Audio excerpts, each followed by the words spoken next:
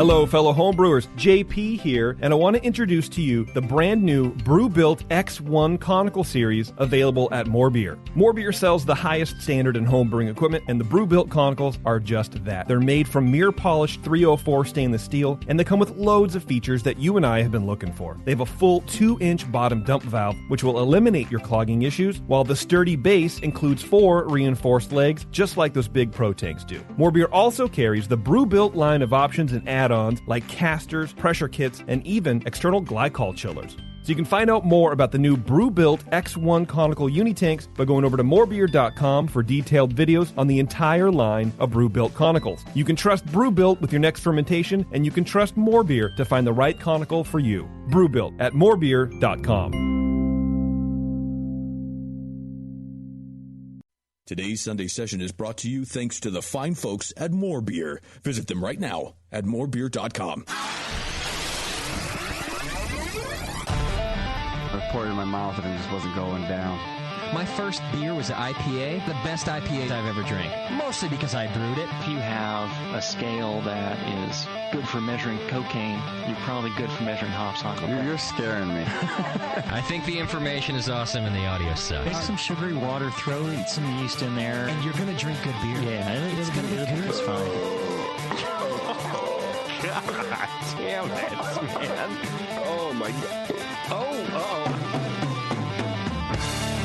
Now, live from the Brewing Network studios in Northern California, this is the radio program for home brewers, craft brewers, beer lovers, and beer geeks. It's your only source for live beer radio that brings expert brewers together with, well, expert drinkers.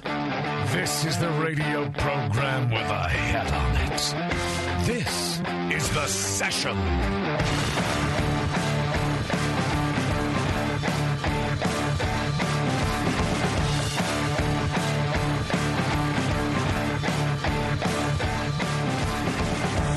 Hey, everybody. Welcome back. It's another edition of The Session. We've been off the air for, I think, a couple of weeks now. Yeah. But with very good reason. Oh, yeah? Yes, we were traveling. Oh. That's weird, because I thought I was just working all the time. No. Well, some of us travel for work. Oh. That some sounds of us fun. We should have done 3 weeks off. Yeah. That's kind of rough. Just permanent vacation. Are you retiring? No, I had 4 nights of drinking my ass off. Oh, yeah. You're retiring from traveling? Well, if that's what gets me in trouble, yes. Thanks for sticking with us, everyone, or thanks for joining us, rather, on this to the triumphant return, the June return of The Session. This shouldn't really be a shock because we usually take a couple weeks off around NHC anyways because people are traveling back and forth, but we took last Monday off because we wanted to travel to NHC a little bit sooner, and so, as a result, here we are. We usually wouldn't have a show right after NHC, but, that's fine. That's what we do. And we're here already. So let's just do it. Yeah. Well, I say we. I didn't actually go to NHC. The only people in this room were Beverly and Tasty. Yep. But I don't know. Whatever, dude. I don't give a shit. Yeah, it happened. Yeah, it happened. Well, it happened without me. Everyone's different, but then in some ways everyone's the same. I mean, it's like, some number of thousands of homebrewers. Yeah. Very much from the local region, so good percentage. I would say more than half. I guess they got some data that would support whatever it is, but more than half. I'm just guessing. Somewhere there's some numbers that back up what I'm saying. Back up the vague point I'm making. I'm just talking to people. About half the people, it's their first time. Oh, really? Yeah, because it's like they're from Pennsylvania, North Carolina, Florida. They drove. Ted, the NHC is the National Homebrewers Conference. I was just looking on the internet to catch myself up.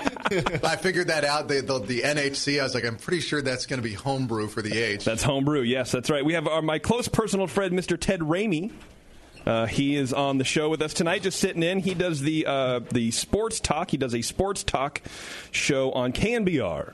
That's correct. And what else do you do? Like 8 other things that other people who follow sports know you for, but I don't do anything. That's okay. Not enough people do. No one knows me, but no, I do the talk show on KNBR in the afternoons from noon to 3. In the mornings, I do the sports for Lamont Tonelli I also do the San Jose Earthquakes radio play-by-play. That's soccer, That's right? soccer. Okay. That's soccer. That's All a right. sport that you like. I do. That's one of the two you like, hockey and soccer. And then I also do a soccer-specific talk show on Wednesday nights.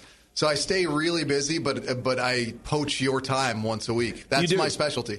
Yes, that's true. I get on the radio and the big boy radio, as I like to call it, and talk beer with Ted. So it's very fun. It's pretty cool. I like it. I have a good time doing it. People really respond to that segment. It's funny. Really? Because there's nothing. With hate mail? Yeah, well, that's one way, and there's also been the hate tweets. But people actually, it doesn't, because, people always ignore the fact that, you go to a sporting event and they can charge you however much they want for a beer for a reason. Yeah. And now, with Levi's Stadium, when that came out, they didn't talk about, what food vendors they were using, but there was a press release for the beer. So it's this natural mix of sports and beer that people glom onto, and I'm pretty sure they like you more than me. But again, that's why I poach your time once a week. It may grow. We'll see. Okay, well, that's good. That's good, man. Hey, and I'm glad I could repay the favor. You can come into our studio.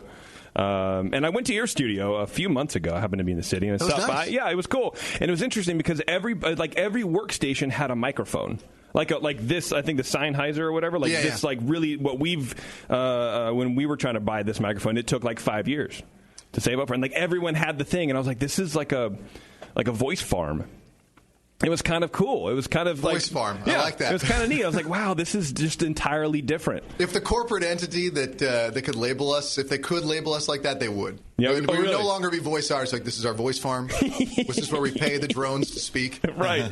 Cage free, though. Yes, cage free. They do get to roam around. Well, I'm glad you're joining us, man. Feel free to grab a beer and I don't know. Don't step on Warren's lines. You know what I mean? I'll see what I can. I don't know. We have a pretty cool show for you guys. It's going to be a long one, so you may want to settle in. We have Logan Plant from Beavertown Brewing in the UK. We interviewed Logan a couple years ago at the Firestone Walker Invitational on one of the panels, so you can scroll up the video on YouTube and check that out. But this guy sent us 40 bottles of beer. Great. Yeah. We're going to drink them all tonight. So I brought 5. Oh. Which is the right amount. Which is the proper amount, because I don't think you guys can drink that much beer. I couldn't, and I don't want to. Yeah. I want you to have it. Right. No, he said these guys really hooked us up. They have a clear passion for brewing, and it shows. I mean, they're just really stoked to talk about their beer. So we're going to have him on in about half an hour. We're also going to cover NHC in a little bit, and BNA 11, but that's at the end of the show. I also, just to bring it down a bit, I do want to talk about the passing of Lee Shepard, who was my co-host on Dr. Homebrew, but I'm going to save that for the end of the show as well, the very, very end of the show, mainly for my own sanity. I honestly don't think I could sit here and talk about the man and then have a really upbeat show, which maybe is a little selfish, but I don't really give a shit. Brian Cooper, my other co-host on Dr. Homebrew, is going to come in an hour or so and kind of, I don't know, hang out as well. It's the first guy on the BN to pass away, and it's very sad. We're very, very sad. We miss Lee a lot, and it just wouldn't be right to just sit here and pretend it didn't happen. So, but we'll save it for the last of the show. Right, not right now. Not right now. We didn't just talk about it. We didn't talk about it. It didn't happen. No, right. Support those who support us, please. We literally would not be here without our sponsors, like More Beer, who brings you this show each and every week. So please order some stuff from these guys you hear over the next couple hours and thank them for sponsoring the Brewing Network. That stuff really goes a long way. You can also support us by doing your Amazon shopping via our link. That's on our homepage there, as well as hitting up the store and buying some hella sick merchandise. You can also donate. You can become a reoccurring donor. You can become a one-time donor. Join the BN Army. I believe is what it's called. Enlist. I think I'm doing too many radio shows because I can't remember now.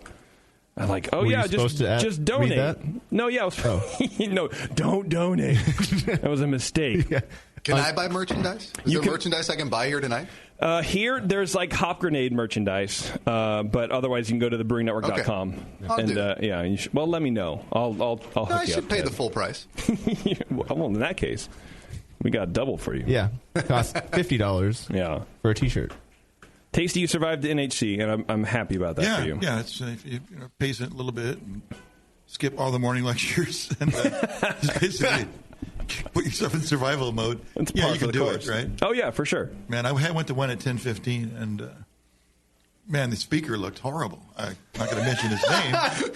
He may have been on this podcast. You could tell he was hungover, man. Really? He was all flushed, yeah. Oh, jeez. Oh, he was hungover. Fuck that guy. No, I'm just kidding.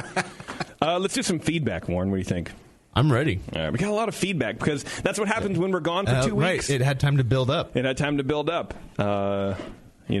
a virgin. Anyway. A lot of congratulations for coming in second for Club of the Year. Yes, I'm really excited we didn't win. I think Bev texted me. Yeah. She's like, we didn't win. And I'm like, that's amazing. Right. I'm glad. Yeah, what was the reaction of the crowd, Tasty, since you were there? Well, they applauded Quaff. Yeah. And they didn't mention our name, so they couldn't boo it. Right?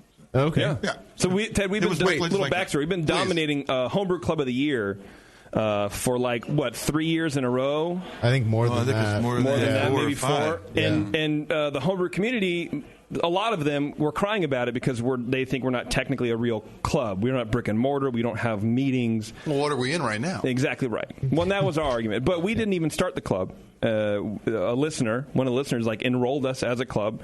And for those of our listeners who don't have a local club or don't like their local club or get more information from us, they want to support us. So they put the Brewing Network as a club. Mm-hmm. And we would win the Club of the Year award, and people would boo the shit out of us.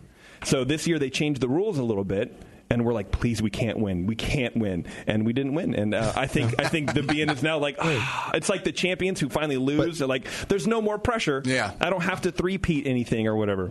Well, but my point was, that's weird because there were no BNers that booed because we didn't win. Well, that's true. So maybe you should be better sports about it. Everyone else. All right, let's get on with the feedback here. In 2010, this is from Aaron, by the way. In 2010, I took my kids to Disneyland for the first time. It was expensive, but my kids loved it.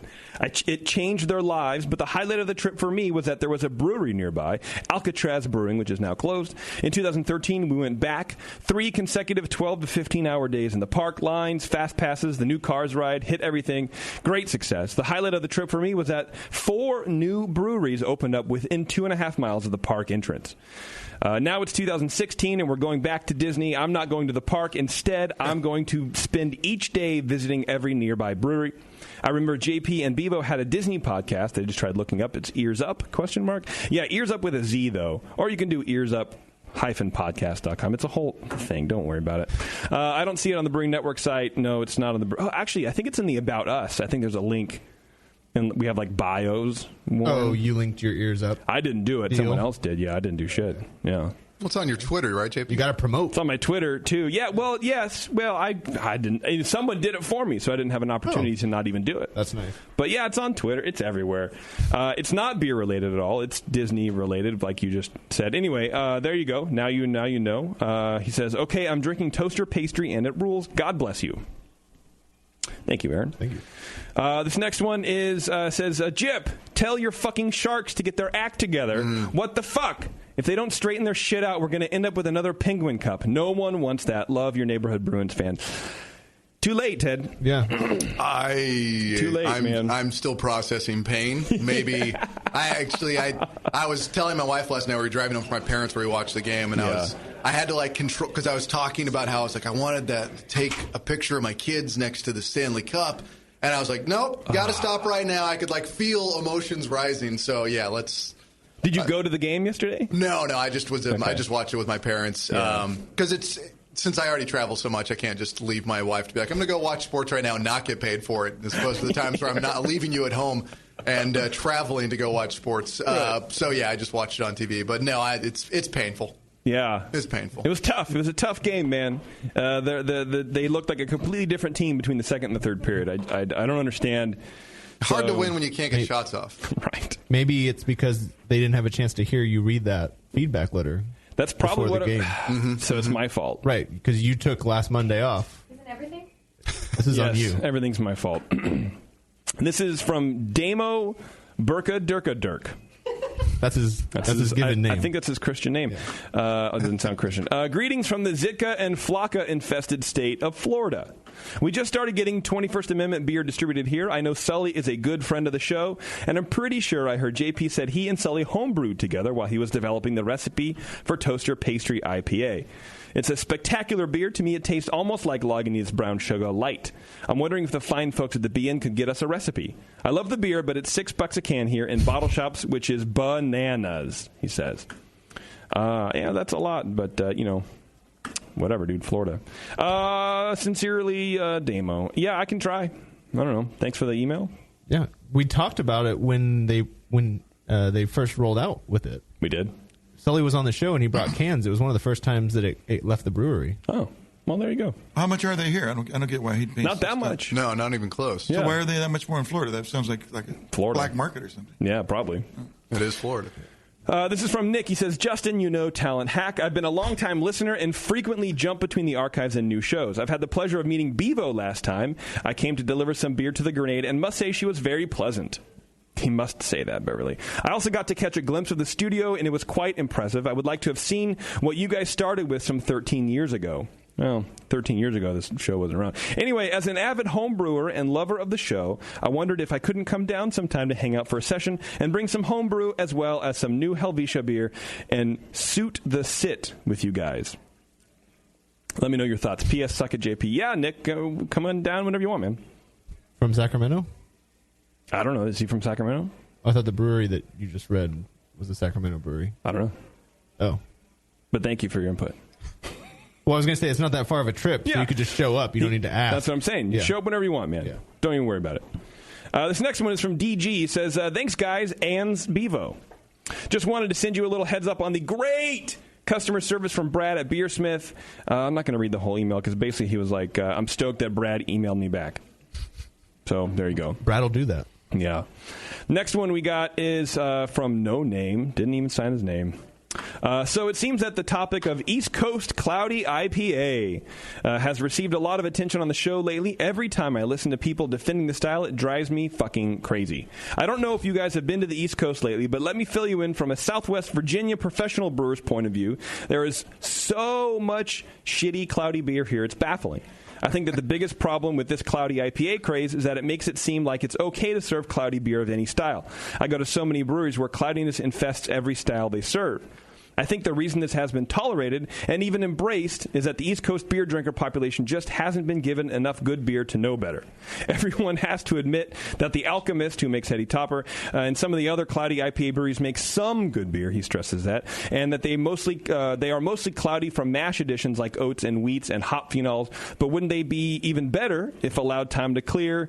Blah, blah, blah, blah, blah, blah. I don't want to beat a dead horse, but I don't know. So you wrote in as a Southwest Virginian. I pretended to. Just to bring it back up again. Right. He said I was born in Maryland, so I'm completely impartial. Yeah, go back to the last show. We covered that. Yeah, for sure. We agree. Yeah.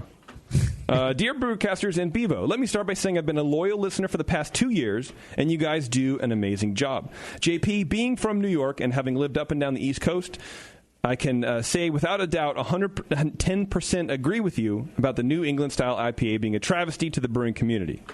Blah, blah, blah. He says, keep preaching, and he called me a son of a bitch, which my mom was a saint. That was rude. Also of note, I was in no way offended by your comments on the style, nor should anyone else. Tell that douche to get the stick out of his ass and man up and drink a real IPA.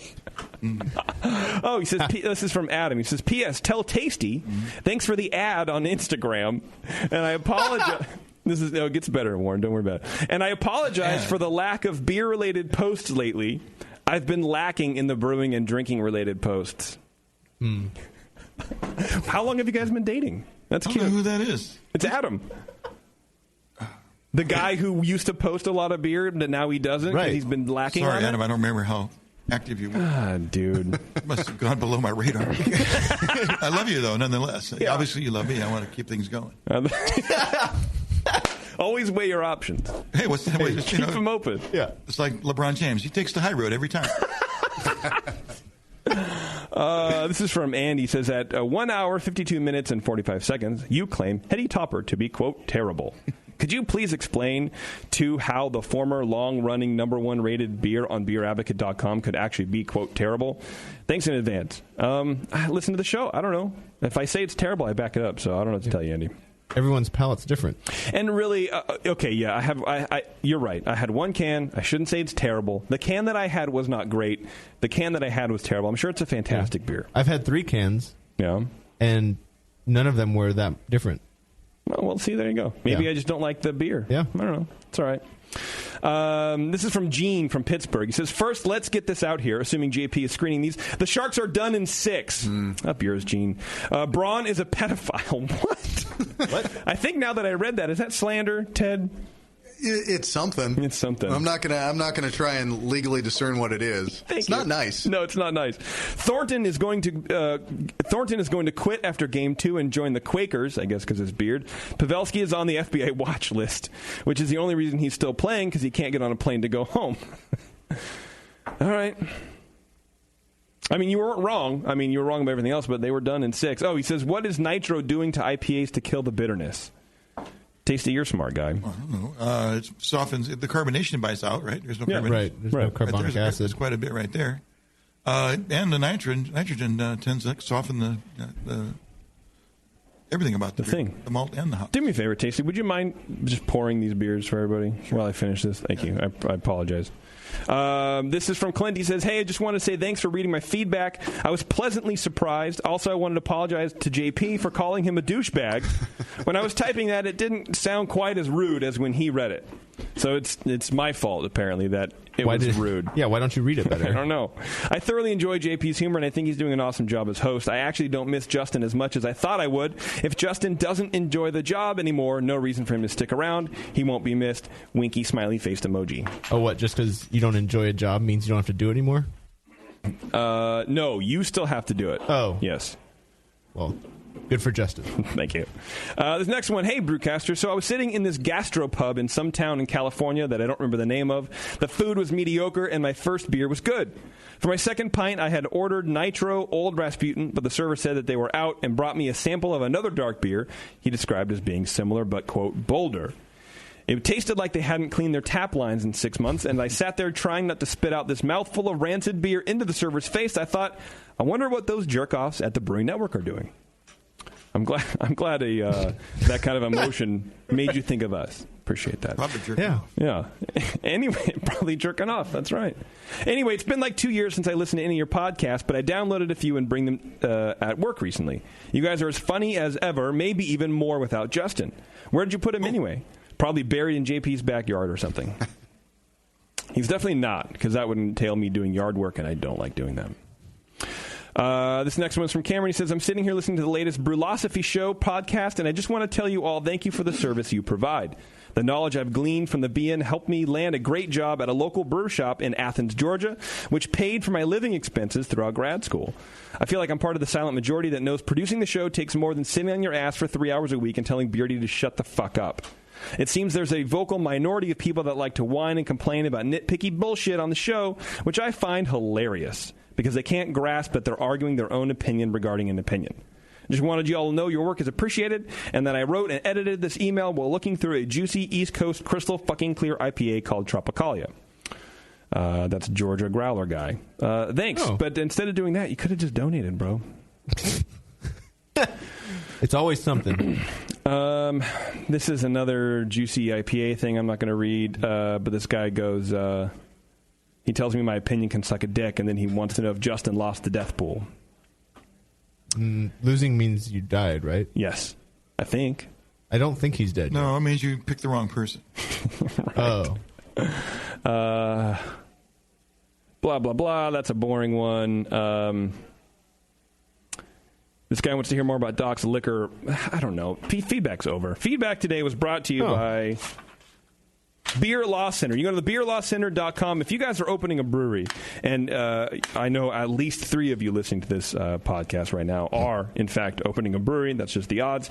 Contact John at the Beer Law Center. Go to beerlawcenter.com. He will not only help you protect all of your assets, protect your trademark and your copyright, but he'll help you fill out all that paperwork and do all that bullshit that you don't want to do.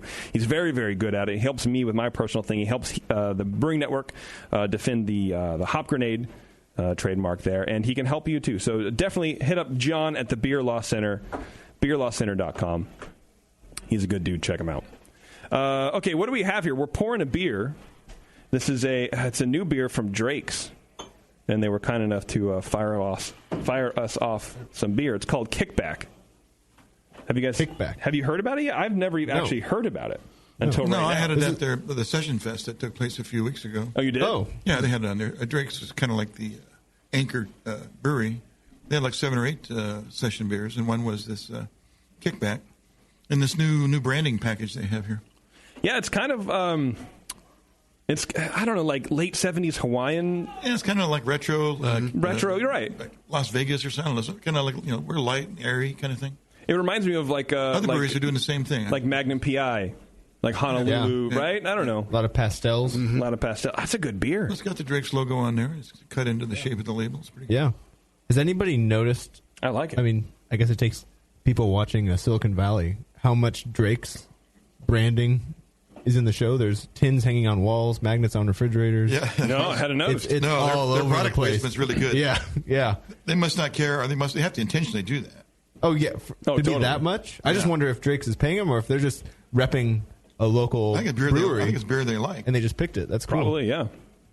Now, this is a good little beer, man. It's a session IPA, seasonal release.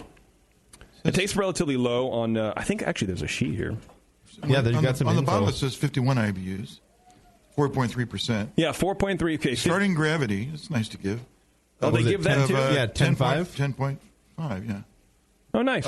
Which means I don't know what the 1042. Somebody do the math here. It's at 4.3. That must have finished about. Oh, they said it finished at like 2.8. 8. 2.8. You guys are smart. Well, I remember what I read 5 minutes ago. But, Great. Yeah. I saw a spec sheet on it sometime today, and the grist is 2-row, and then Golden Naked Oats. Naked Oats, Yeah. and then some flaked oats from grain millers That's called cool. Hulled barley flakes.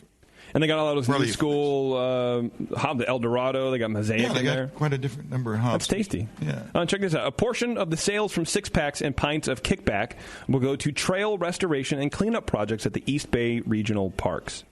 Nice. Wow, check this out. This is the That's first. the Kickback? That's the Kickback.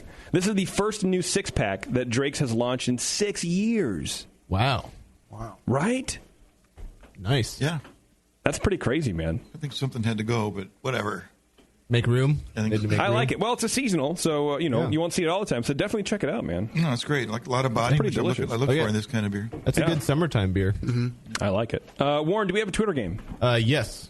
Our Twitter game is brought to you by HopTech. Jade and Roberto are ready to package and ship your homebrewing supplies and equipment to you directly. So go to hoptech.com, check those fine people out, support them. They are giant supporters of the Brewing Network. They're good people, and they make some killer beer, and they want to help you out. So check them out. Warren, Do it. Twitter game. Basically, it was just inspired by the fact that Quaff did an awesome job this year at NHC. And I was wondering, since obviously everyone was happy with the result, I don't think everyone's going to be happy 12 months from now. There's going to be something that's going to bother somebody.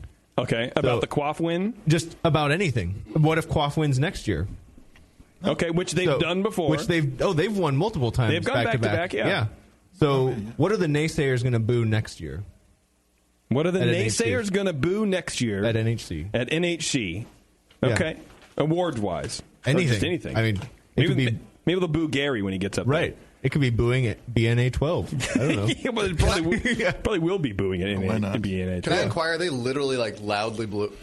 Yeah. Like, It was the most awkward thing I've ever experienced. That's incredible. Yeah, it really is. And we got a lot of mileage out of it. Made for great radio for the last 3 years, dude. That's really bold. Yeah. Like booing when it's like when it's sports, it's okay, but like to boo like a person or an entity. Over a hobby, you're all coming together to talk about how to make better. I feel like besides the booing, didn't somebody get up and storm out? Yeah, I think those were onesie twosie anecdotal information, but I don't doubt it. And what blew me away was that it wasn't even us. We didn't start the club. We actively these guys don't know that. So. Well, I know, but don't have it. that's what made it more uncomfortable for us, I think. We didn't have any desired to do it. It was a direct response from our listenership. Yeah.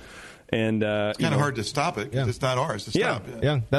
I was in the club. Well, I still am in the club, and won medals and competed under the BN Army club banner also. Yeah. And so it got real personal to me, where it's just like, guys, it's a club for people that I was in the middle of nowhere, Minnesota. The nearest club was 2 hours away, and so what was I going to do? We be clubbing, yeah, right. And then I get booed for making good beer. That seems rational. Yeah. Well, that's what happens. Sports fans, right? Competition fans, I guess. It's a numbers thing. I don't know. Anyway, we're going to take a break, everybody, and then when we come back, we're going to have the famous Logan Plant from Beavertown Brewery. We're going to taste some of his beers and chat with him. Kid used to be a home brewer, and now he's rocking the world in some tasty beers, man. So it's going to be a good show. Stick with us. It's a session. Hang on, we'll be right back.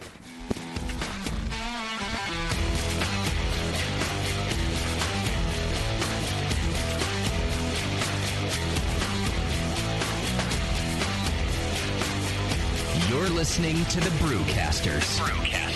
On the Brewing Network.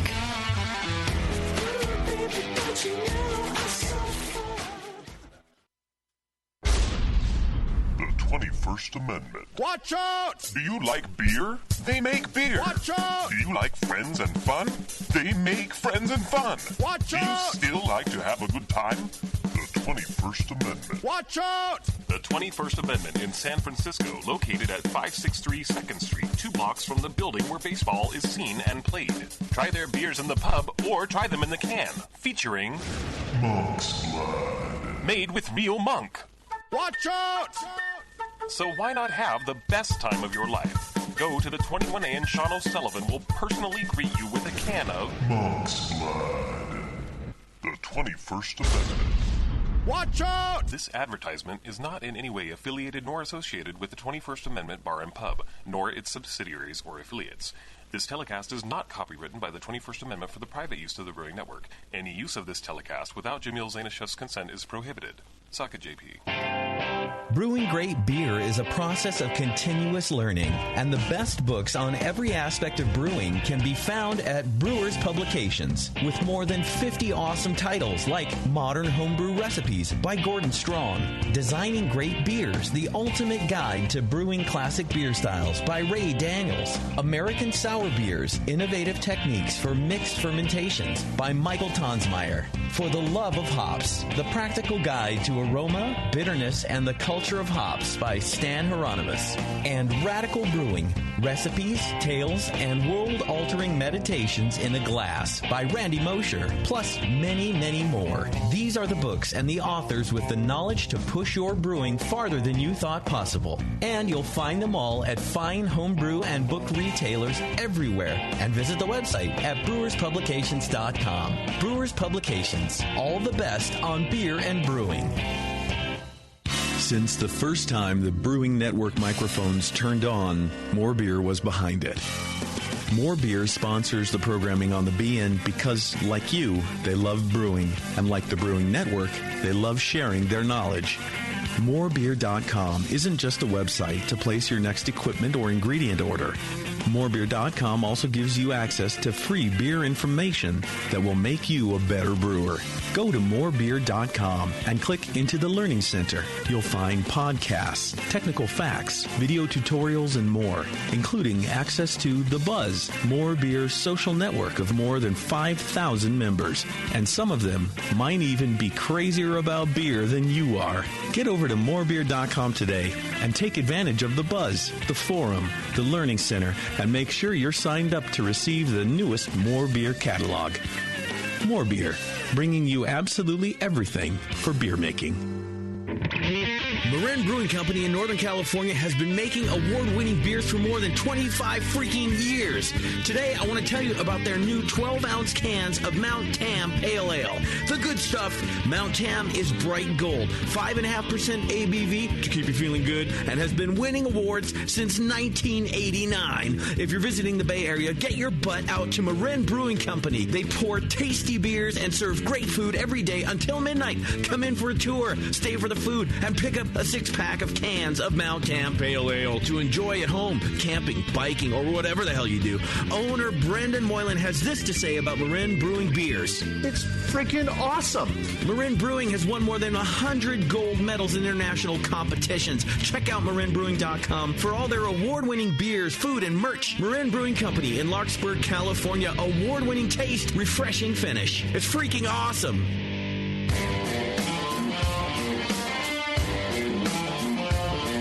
The Brewcasters are back. 888-401 beer. Whatever.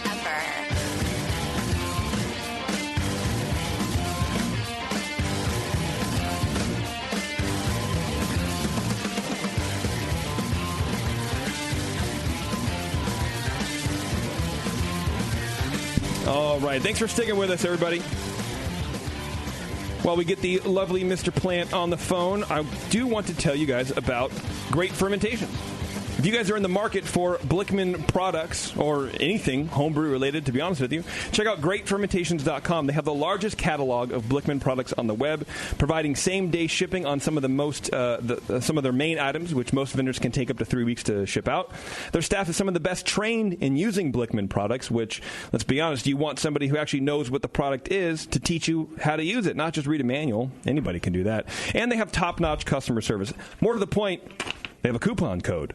What? Yes. BNARMY50. That's BNARMY50. And you get $1 shipping on all orders over $50 through the end of May, excluding bulk grains, because that would not be fair. GreatFermentations.com. Use code BNARMY50.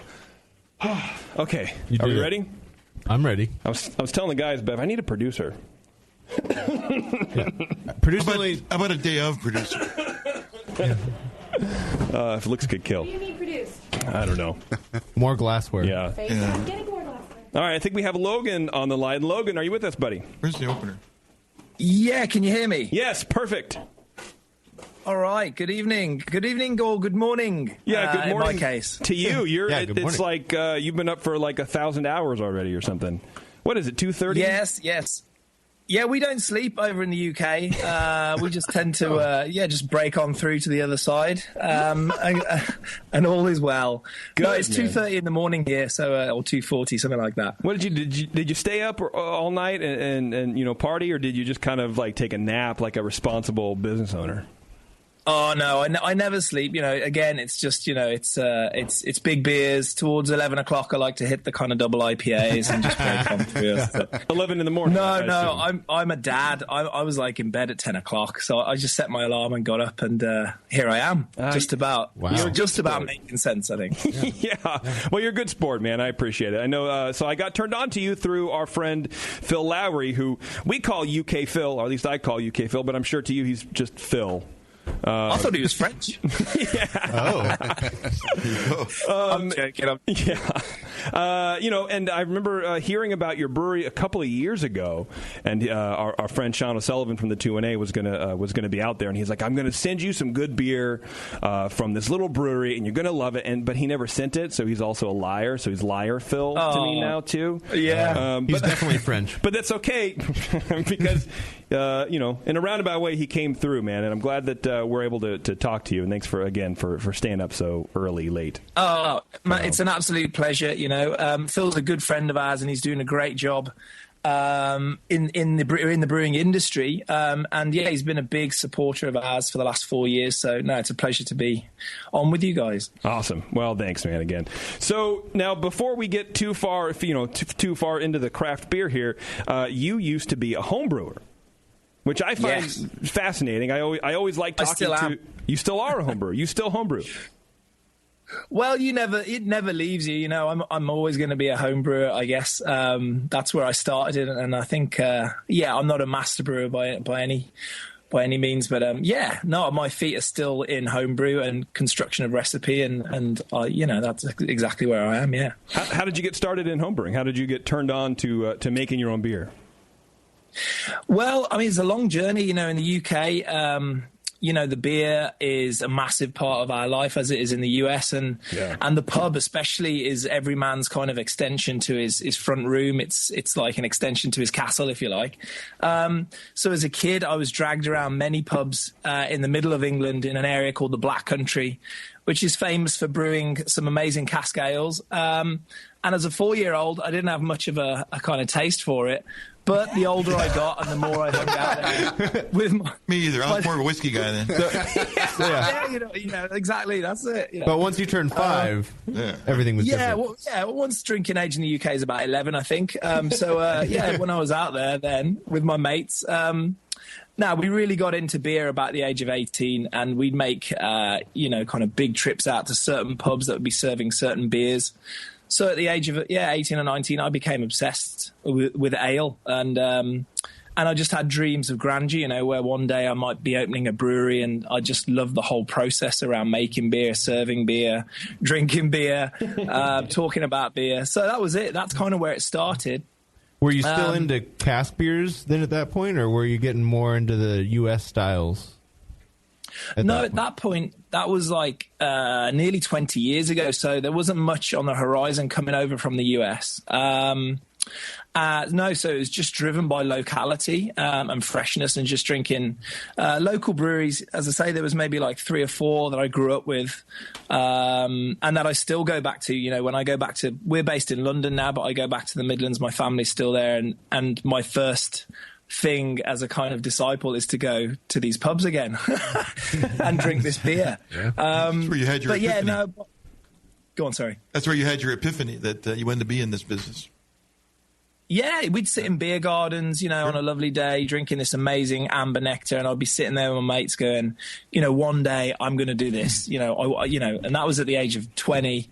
I had visions of doing it somewhere in Wales, on a mountainside somewhere. Then I thought, who the hell's going to drink this? There's only sheep. But now I know the industry a lot more. Actually, opening a brewery on the side of a mountain in Wales doesn't sound too bad, and I think we could make it work. You probably could, man. It sounds great to me. Yeah. By customers. the age, I guess taking it on further, just continuously. I traveled a lot. I was in a couple of music, in some bands, and, luckily enough, I got to travel a little bit and drink lots of great beer and make notes and, build a whole kind of, a whole kind of system in my mind of what I loved and what I liked. And by the age of 30, 31, I made the move and just went for it. So beer took you from music? Big time, yeah. Really? Big time, yeah. It was. I was a singer, and I could never drink. I wanted to try and look after my voice, but the one thing I loved to do was to drink and socialise. Is it just because you weren't a very good singer, and you're now you're hiding it behind a brewery, or? Yeah, that's it. Basically, I was crap. No, I just really wanted to. I became pretty unhappy actually because I couldn't. Do what I love doing, which was experiencing loads of different beers and being on the road. You had to look after yourself. And in the end, I walked into a place actually in Brooklyn. We were playing a gig out there on Metropolitan, and there was this amazing barbecue joint opposite. So I went in there for some pulled pork afterwards, and it's called Fete Sau. It's still there. It's an amazing barbecue place with great craft beers, and that's where I had my epiphany. It just, the smell of the smoked meats and the craft beers on offer and the vibe there was amazing. Yeah. So I pretty much left the band a week later and started homebrewing. A week later? Yeah, literally came home, had a shave and cut my hair and started homebrewing. You got respectable. Yeah, that was it. I was out. I was gone. And then I started to make a mess in the kitchen, and my wife was really pissed off, and the kids weren't very happy. But it's all turned out nice in the end. Yeah, every once in a while, or every home brewer usually goes through that where they're brewing beers and they're doing the thing, and then they eventually get kicked out. Like you're making too much of a mess. Get the hell out of here. Yeah, go and build a man cave at the bottom of the garden and blow it up or something. Yeah. So I did that. I did that, and actually, what happened was it was that place. It was Fete Sau. I'm going in there and tasting the barbecue and the vibe. I was like, this is it. I'm going to open a barbecue restaurant, like a classic American style brew pub, and I'm going to have the brewery in the kitchen, and that's it. I'm just going to go for it. So that was my goal and my aim. So I started homebrewing towards that as a kind of menu to pair with. So that's where a lot of my original ideas came from, was driven by the food, was driven by the kind of infusions and stuff we were going to use in the menu. So basically I started brewing a smoked porter, the Smog Rocket, which is a real typical kind of old industrial London style beer, to go with the beef ribs, because the beef ribs are all kind of charry and smoked and molassesy.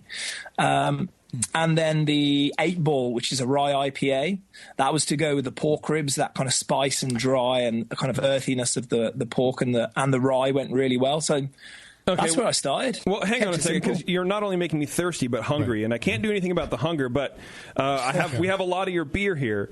What should we open while we're talking about this stuff? What's the first beer that you want us to try? And how come you didn't send us any meat? Yeah, where's these ribs, man? What's going on? I should have. But next time you're in London, you must come, because it's a great experience. All right. Done. Yeah, I don't know, man. I mean, I know we sent you a bunch, and I think is there a couple of unlabeled cans there? Because there's the Bloody Notorious. They are sort of unlabeled, but they have like sort of paper labels, gaffers taped around. If you take the labels off, they will be to show you unlabeled. what it would be like. Right. We get the idea. The labels have come in now, so they've been labeled. But that was just a little prototype, just to show you what it would be like. I like it. For homebrewers. I mean, that's it. You might as well start with a 9.1% double, blood orange IPA. Yeah, it's not 230 here. No, why wouldn't we? I'm just cracking into my triples now. That's you are a dad. It's triple apart. Yeah, we'll get there, man. Don't even worry about it. So, in your place, what's the best selling style of beer? What do the people seem to go after? Well, in the restaurant, which is still going, Duke's it's barbecue driven. It's a restaurant, so we do have a great array of beers. There's like 60 different craft beers to choose from. On keg and in the fridge. But because people are going there for a more, I don't know, maybe just more of a restaurant experience, a lot of the more extravagant styles of beer or the bigger ABV beers tend not to be, drunk en masse. So a lot of people are going for, the IPA, the pale ale, maybe some nice Berliner Weisses in there and stuff. But, but at the brewery, we've moved now. Obviously, we've moved like 3 or 4 times now. So now we're up in North London in Tottenham, and we brew a boatload of different things, which is great. And you serve those beers there. Are you drinking Bloody Notorious? Yeah, we just cracked it right open. Okay, so that's a beer in collaboration with some good friends of ours, Boneyard, who are from Bend in Oregon. Yeah, yeah, we party with those guys. Those guys are crazy. They'll kill you. Yeah. They're likely to kill you. Yeah. They are mad, but lovely mad. And we brewed a couple of times with them now. And one of the things Tony, the brewmaster there, loves is hops. So, and I love hops. And he wanted to, mess around with some fruit infusions, because we do a lot of Beavertown with some different zests and juices. And we do a blood orange IPA called Bloody L. And he does a beer called Notorious, which is a triple IPA. So we thought, let's just keep it easy and simple. Let's just put the 2 recipes together. You took it down from a triple to a double. Compromise. Yeah. So it's a shed load of blood orange juice and zest, real simple grain bill, and Citra Mosaic Amarillo, and a real clean kind of US style yeast strain. It tastes great. It smells. Yeah. The aroma is amazing. Yeah, it's got the blood orange and hops like tie in together really well. Yeah, they really do. So it's dangerous. Well, that's not all malt though. You have sugar in there too, right? Dextrose. Yeah, we got a bunch of dextrose in there to thin it out and make it easier. You kind of have to with a beer like this. No, that'd be too malty.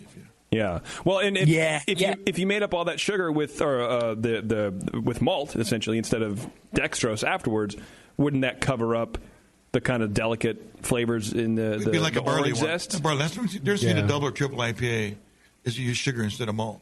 Yeah. So it'd be just like a barley wine, like cloyingly sweet. Unless you pump it up like crazy. That's it exactly. And I don't like my my IPAs and my doubles and my triple IPAs like that. I like them real kind of dry. So this beer, for example, ferments really low on gravity. On Plato, I don't know, maybe it was at like 1.5 or 2 finishing. Really dry, really easy. Really easy on the palate. That's super dry. With an American ale. Yeah. Yeah. That's great. Yeah. It's a ripper.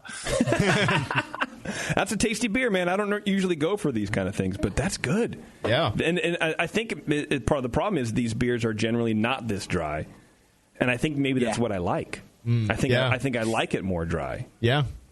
Yeah, I like beers like this. Having the opportunity to come over and drink a lot of stuff like Pliny and Pliny the Elder and beers in that kind of tilt. That's it. They're just sessionable, 8 or 9% beers. What more do you want?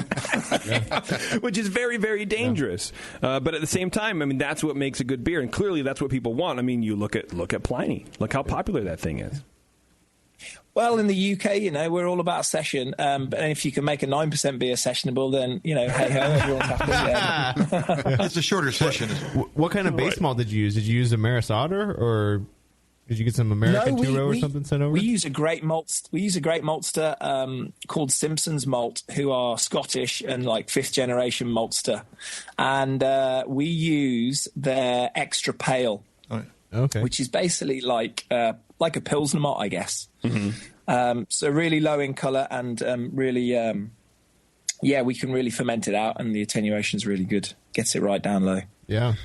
Let me jump back to your homebrewing real quick, Logan. Yeah. So you opened up a barbecue joint, which to me sounds crazy.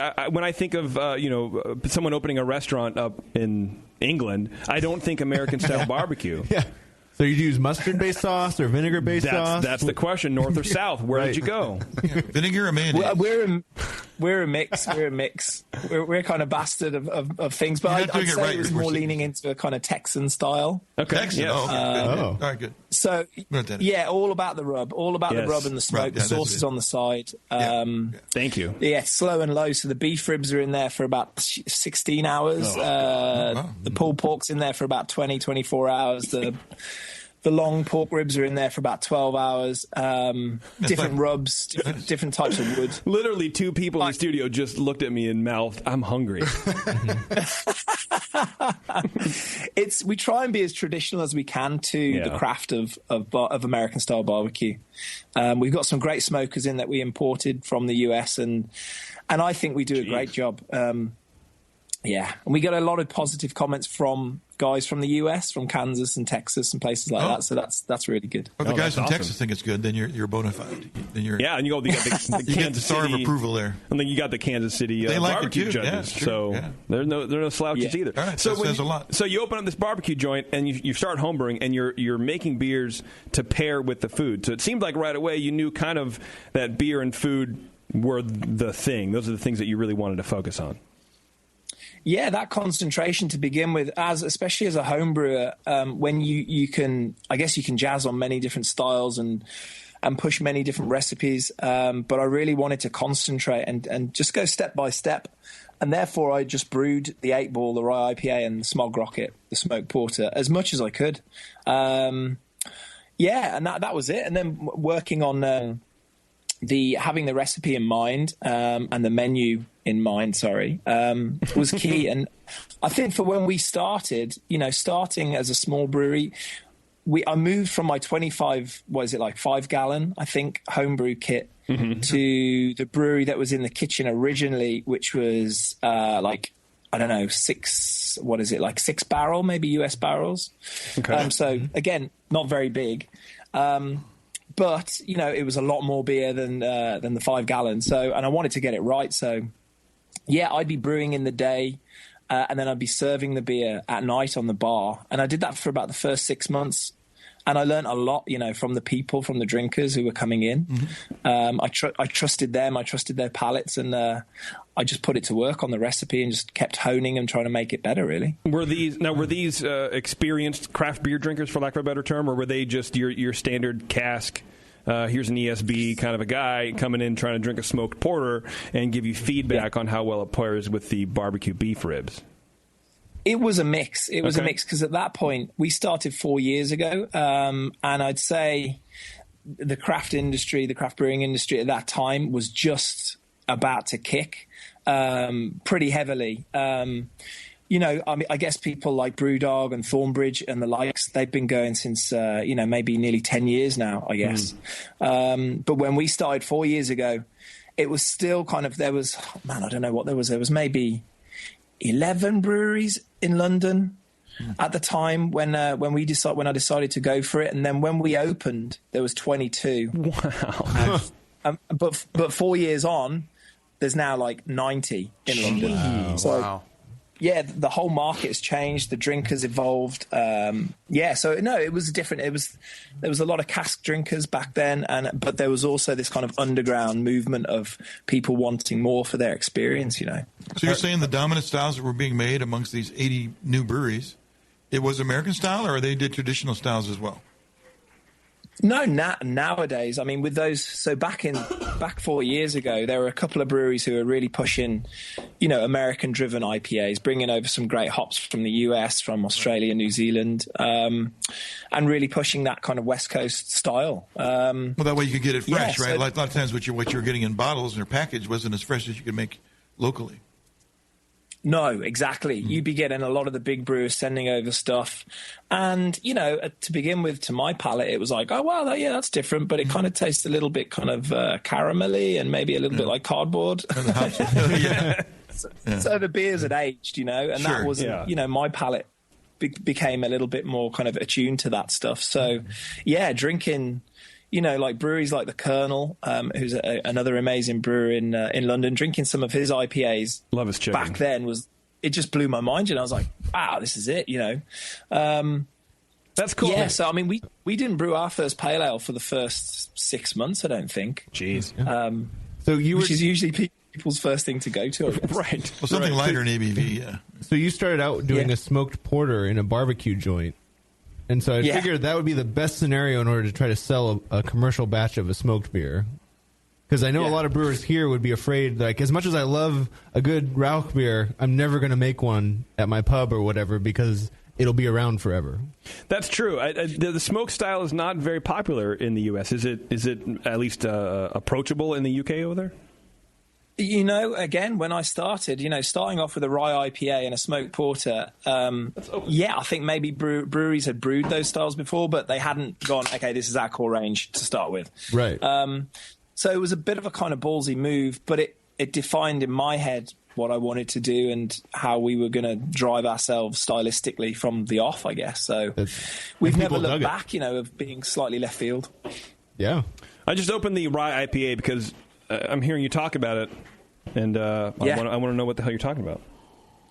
So 8 Ball, I mean, it's almost like a bit more of a kind of East Coast IPA. There's a little bit of kind of rye crystal in there, some plain rye as well.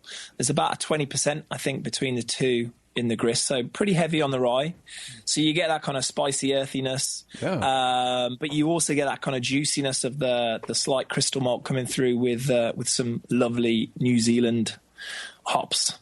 Dry hops, and it's one of our most loved beers that still goes, and it's still the same homebrew recipe, which is really cool. Oh, nice. Yeah, you brewed it once and it was a hit, and you're like, well, that's done.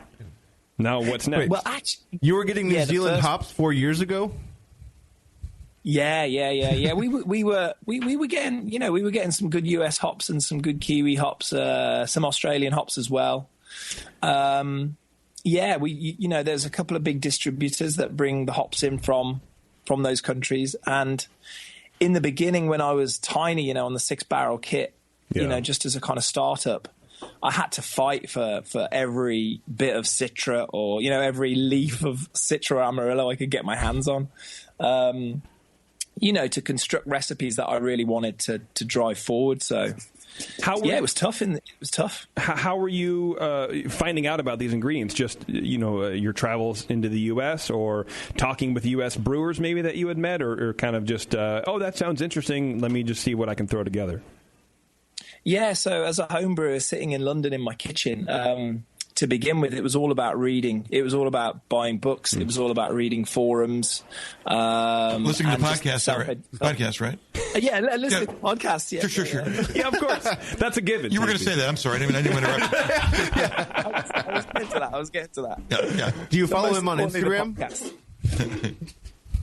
Go ahead, sorry. You had to read books. That's right. That's You're lucky to speak English. Read books, listen to podcasts, and then just experiment as much as possible, within those recipes that I was doing, and understanding the nuances of different hops. And, it was such a big learning curve. And that's why I still class myself as a home brewer, because that's kind of where I dug my teeth into it. And I love the fact that that's where I started. And actually now, we have 5 brewers. We have 6 brewers, if you count me, at the brewery. And they're all educated through Heriot Watt or Weinstefan, or they've gone to, Siebel or whatever it might be. So I'm in awe of those guys. When we sit down and have brewery meetings, now it's like, Christ, what are these guys talking about? They know all the ingredients. They know how much fans in each malt and all that stuff, right? Oh, it's wonderful, yeah. But I'm still super creative, and we drive everything together as a team. And my inspiration comes from a lot of food, and a lot of desserts or a lot of kind of cocktails. So implementing them into beer recipe is where I really come into it, I guess. Another way to exercise your palate. How do you go about doing that? So you have actually that's a perfect segue. I saw that you did a collaboration beer with our good friend Jamil over at Heretic. He's a legend. He's such a lovely man. Yeah, he's a good dude. Yeah, we did.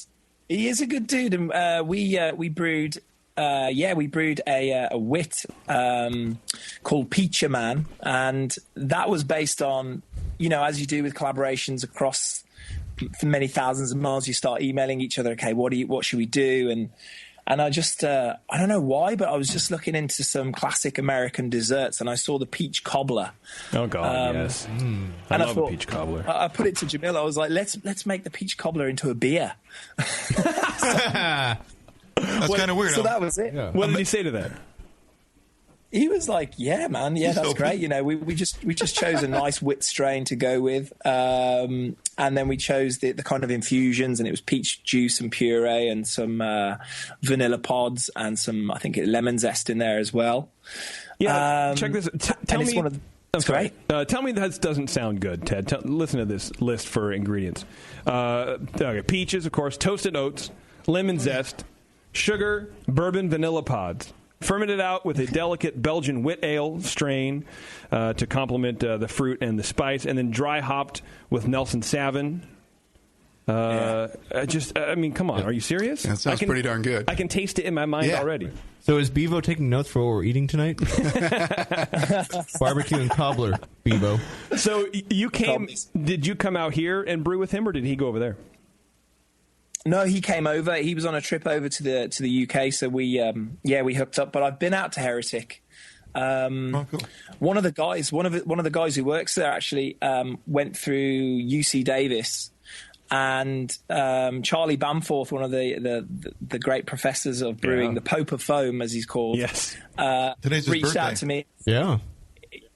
Yeah, he's amazing. And he reached out. And anyway, John, this guy, he came over and he worked with us for 3 months, and then he went back and got a job at Heretic. So we've kept in touch. And that's cool. Yeah, it's just that's really awesome. So how do you take a beer or take a dessert like a peach cobbler and layer it into a beer? I mean, we read the ingredients, but I mean, it seems like if it's not done well, it could kind of be heavy lemon zest or heavy vanilla bean, and nobody really likes a super heavy either of those flavors, I would think. How do you approach that? A lot of consideration, into your ingredients, and we take a lot of time whether we're doing, whether you make a tea with some zest or you use the pods, or you might use some hops, just so you get a better understanding of what you're going to extract. Yeah. And again, it just comes down to flair and palate then, really, and training your palate and understanding what you're using, and then kind of brewing with conviction and going, you know what, this is going to turn out all right. you have confidence and you just go for it. Yeah, kind of, to your best of abilities and knowledge. And now that we're 4 years down the road, we've used a lot of infusions, we've used a lot of zests, for example, and now we kind of know ballpark figures of what we're gonna get, I guess. Yeah. Okay. Well, that makes sense. Experience counts a lot for sure. Yeah. So, the people that drink the peach beer, are they familiar with the peach cobbler itself, or are they just drinking it sort of in a vacuum? Oh. No, I think they're. No, I guess I don't know. Actually, I haven't been into a bar yet and gone, "Hey guys, did you get what this is meant to be?" You get the gist of this beer. But the reviews on it have been great. But we've done. If you take the style like a Berliner Weiss, we do a lot of Berliner Weisses throughout the season, throughout the year, and one of those, the Berliner Weiss as a style is a great kind of background to infuse on. It's such a delicate malt base and delicate kind of starting block. So, for example, using Earl Grey tea and lemon zest. I'm obsessed with lemon iced teas. What do you call it in the States? Is it Arnold Palmer? Arnold Palmer. Yeah, exactly. Yeah, lemonade and iced tea. Yeah. That's it. So making an Arnold Palmer into a beer. How do you do that? And how do you do that? Well, yeah, you just kind of dry zest with, or dry hop or dry tea with Earl Grey, and you use some lemon zest in there, and the tartness of the Berliner Weiss itself lends itself really well, and all of a sudden you've got the most amazing alcoholic iced tea. Are you one of those guys who goes around and like tastes everything and sniffs everything? Like you'll be at a market and you can't leave the herb section for like 20 minutes because you're just smelling everything, or do you kind of inherently know what would be good? There's some people who have that. There's like foodies who kind of have that and parlay that into their cooking, like chefs, right? But on the beer side, I think it's a little complex. I'm a sniffer. I love sniffing. All right. Yeah, me too. Getting in there and just getting my nose in there and having a good old sniff. What's your favorite smell? What's your favorite smell in this whole world of beer? It was a softball you gave to me. That's a weird, creepy question. But I had to ask it because we were talking about smells, Bev. Okay. Yeah. I don't think I would ever go to... That wouldn't be the question I would go to, but... What do you like shoving your nose in? Yeah. Whoa, well, that's quite a personal question. Well, that's why I couched it in the beer world. Oh, because you were in a couple bands, you were on tour. God knows what you've smelled. Oh, well, I tried to keep it clean. It was a family show.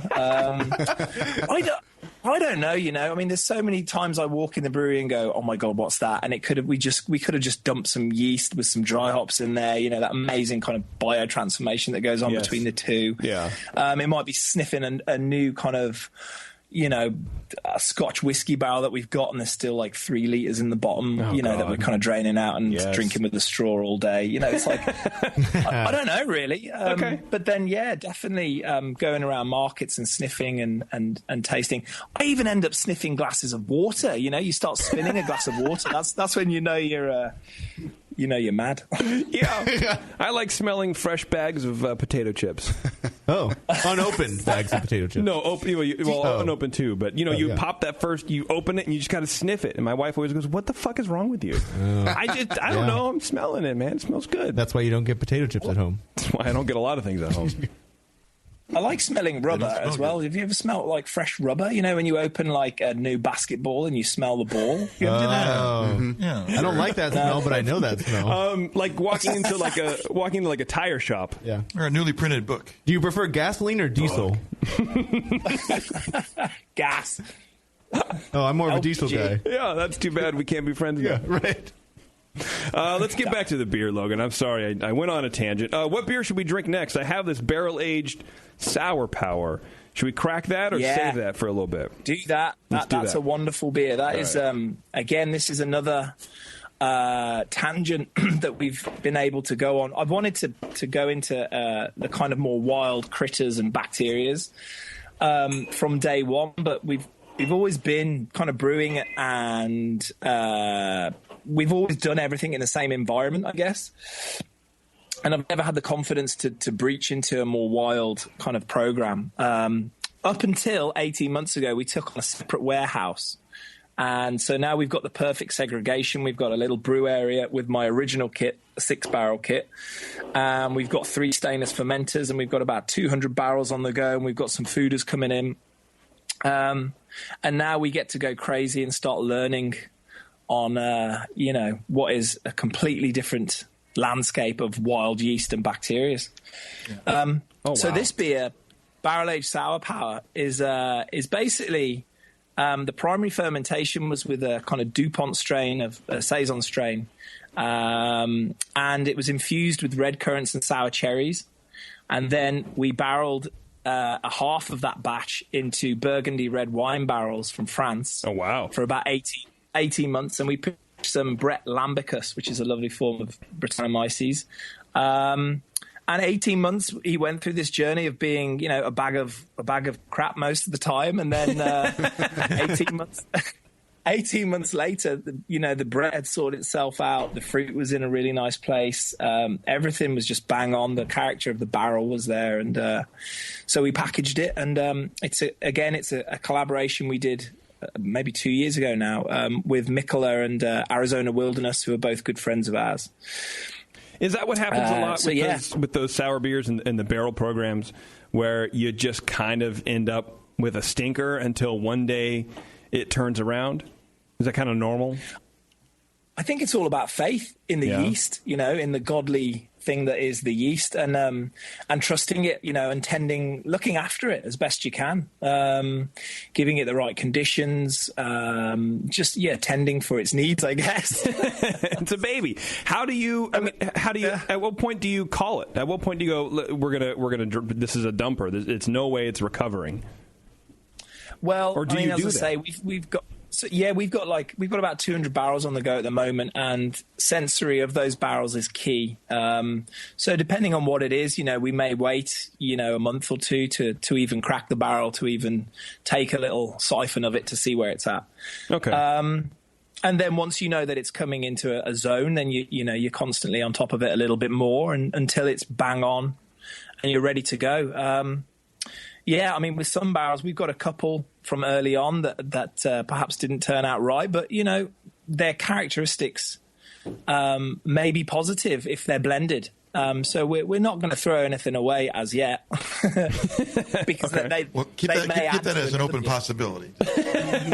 Yeah. It'll happen one day, I'm sure. If you don't dump beer, you're not a brewer. No, there are occasions when you've got to dump, and there's no doubt about that, which is fair enough, and you've got to make that call, which is heartbreaking, but you've got to do it. But it's hard with sours because they go south, and they go north and south all the time. Yeah, a couple of the barrels might have a bit too much acetic going on, but that blended in with another beer may add a really nice kind of level within that beer, a nice kind of a little tangent, I guess, of flavour and character. How do you add did you add all the fruit into the barrel, or is this actual fruits? Did you put juice? How did you build this up? Yeah, we basically use the red currants and sour cherries towards the end of the primary fermentation. Okay. So we dumped them in as the yeast was just finishing off, so that chewed through a bit of the sugar, left a bit of the character in there, and then we moved into the barrels, and I believe with that we added a little bit more fruit into the wood as well, as we went through the process. And that was it pretty much, because the character is great. I think that the kind of balance of the fruits and a little bit of the wine coming through, and that kind of sour coming through naturally, I think, from a little bit of the barrel, but also the fruit.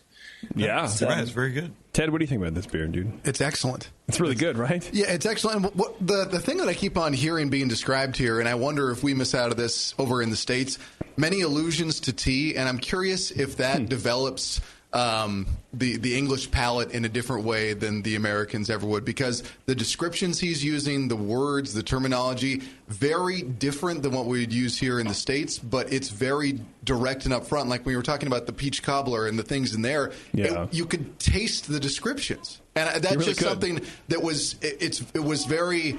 It was not ostentatious. It was very direct, but it's something I've been paying attention to and hearing all the terminology and all the descriptors he's used for all these beers. It makes sense, for lack of a better term. Yeah, I agree. I don't understand you guys half the time, so I'm glad I'm making sense. Making perfect sense. I'm joking. We are no, it simple. is. It's. I guess I don't because I don't maybe come from like a trained background as well. I worked with a lot of great chefs, and I think when I was in my bands to make money because you don't make any money in music. Same is true here for beer. I don't know how you're doing that. But. I worked in a couple of events companies in London, and we worked with some great chefs. And just listening to them and their construction of recipe and their use of ingredients was inspirational for me trying to apply that, I guess, to my beer. Mm-hmm. So it comes from a kind of natural, as you say, a kind of more tactile, more so than a scientific maybe background. By the way, is there a Spurs specific beer for you guys? Spurs? Yeah, is there a Spurs specific beer for you guys? I'm looking at the website. I'm seeing Tottenham on the map, so I'm just curious if there is. If by proximity you've got to have something. If you're like any American brewery, it would seem that there would be right in line with that. The right? hometown, right. Yeah, no, I'm a Wolverhampton Wanderers fan. Oh, okay. There's the Charlie Bamforth tie-in. Yeah. There you go. Yeah. Exactly, you got it. That's it. That's how me and Bamforth became mates. It's a funny story, but I'll tell you another time. But no, Tottenham is they're up the road. Actually, they're building a new stadium, massive new stadium, and hopefully, this is the great thing you can see. They want to have maybe like 20% of the beer in the stadium to be craft beer. Yeah, wow, which is a hell of a step for an English. Soccer stadium to take that on board. But they've been over to the States a lot, the guys who are building it and the guys who are doing all the food and stuff and the drink. And they've been massively inspired by what they've seen in the US. So, hopefully we'll get some beer into the stadium, but I don't know if it's going to be a Tottenham specific. I think I'd cry if I had to do that. Do you get any blowback? Do you see any blowback from people who are like big camera supporters or kind of steeped in the tradition? We're going down to the pub for pints of mild and ESBs and all this newfangled American style beers and American style food kind of coming over. Is that creating any waves or does it even really matter to you at all? I think to camera, taking those guys in point. They are a very powerful beer ale organisation with 180,000 members. I just wish they could be more proactive in caring about great beer instead of just cask beer, Yeah. I think they've got so much to offer as a group of enthusiasts and obsessives that I think if they just lent themselves to great kegged, ale, it's exactly the same thing. It's just, I know that they have their definitions and they have to abide by that, but wouldn't it all be nice if we could just live under the same, in a nice world together? Yeah, at some point, all of the definitions and the segmentation kind of gets old. Yeah. And kind of tiring. Head there. Yeah, it's yes, and you're right. With a craft beer, it doesn't matter what style, it needs to be taken care of properly and needs to be served properly. It doesn't matter if it's in a cask or not. Sure, cask beers probably require a little bit more attention than your normal kind of keg beers, but for the most part, it's all the same. It's all created with love. It's all created with attention, and let's promote everything. It's good for everybody. Just promoting great ale, great beer in general is the key. And I think you've made another good point there about the serving of beer. That's key in the UK because, there's a lot of sellers out there. There's a lot, and I'm sure it's the same in the States. There's a lot of people who need help and education to better understand their lines, and cleaning their lines and dispense and basically, it's up to us as brewers to keep brewing great beer, and it's also up to the publicans or the bar managers to dispense great beer and look after it, Otherwise, Joe Bloggs, who's having a pint and it comes through dirty lines, is going to have, not such a great experience of his first craft beer, for example, and that's killer. Mm-hmm. Yeah, that'll kill your buzz real quick. Well, it kills it would. Kills the industry. Kills the industry, yeah. Which is the worry, around here. Our publicans are in the same position here. They have a lot of control over what people drink and how much of it they get to drink. Depending on how knowledgeable the publican is, it's either a good bar or not so good bar. Right. And usually they blame the brewery, not the pub. Yeah. Yeah. Yeah, totally. Even on pricing, we get blamed, and it's like, hang on, we sell our beer at a certain price. It's up to the pub or the bar to sell it. What they want to sell it at. That's education. We need to teach everybody a little bit more about what's happening. Logan, do you know what? Sorry, go on. No, you go ahead, please. I was just saying that education is killer. It's absolutely essential, and that's what we're doing at the moment. Is for example, our sales team has grown recently, and now they're out on the street. They're working with the accounts. They're giving them as much service as they can, and giving them as much advice, because that's from a brewer's perspective, to work with the accounts is absolutely essential. It's a big part of what we're doing at the moment. That's awesome. Hang on a second. Let me take a break. If you want to hang out, Logan, for about 4 or 5 minutes, grab yourself another triple IPA or whatever you're drinking, and then we'll come back and talk more beer. What do you think? Yeah, I'm going to go and make a cup of tea. That's nice. Milk or no milk? Oh, no, just a squeeze of lemon. There you go. All right. Hang on a second, Logan. We'll be back with you in just a second. And then for those of you listening, it's The Session. We're hanging out with Logan from Beavertown Brewing over in the UK. We'll be right back.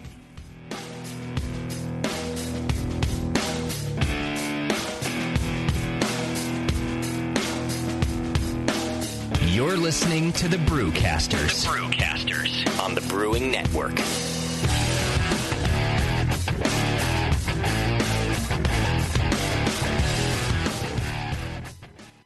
Do you know the 3 most important rules in brewing? Sanitation, sanitation, and sanitation. And no one does it better than 5-Star Chemicals. 5-Star knows sanitation. You can only sanitize clean equipment. And 5-Star knows how to clean, too.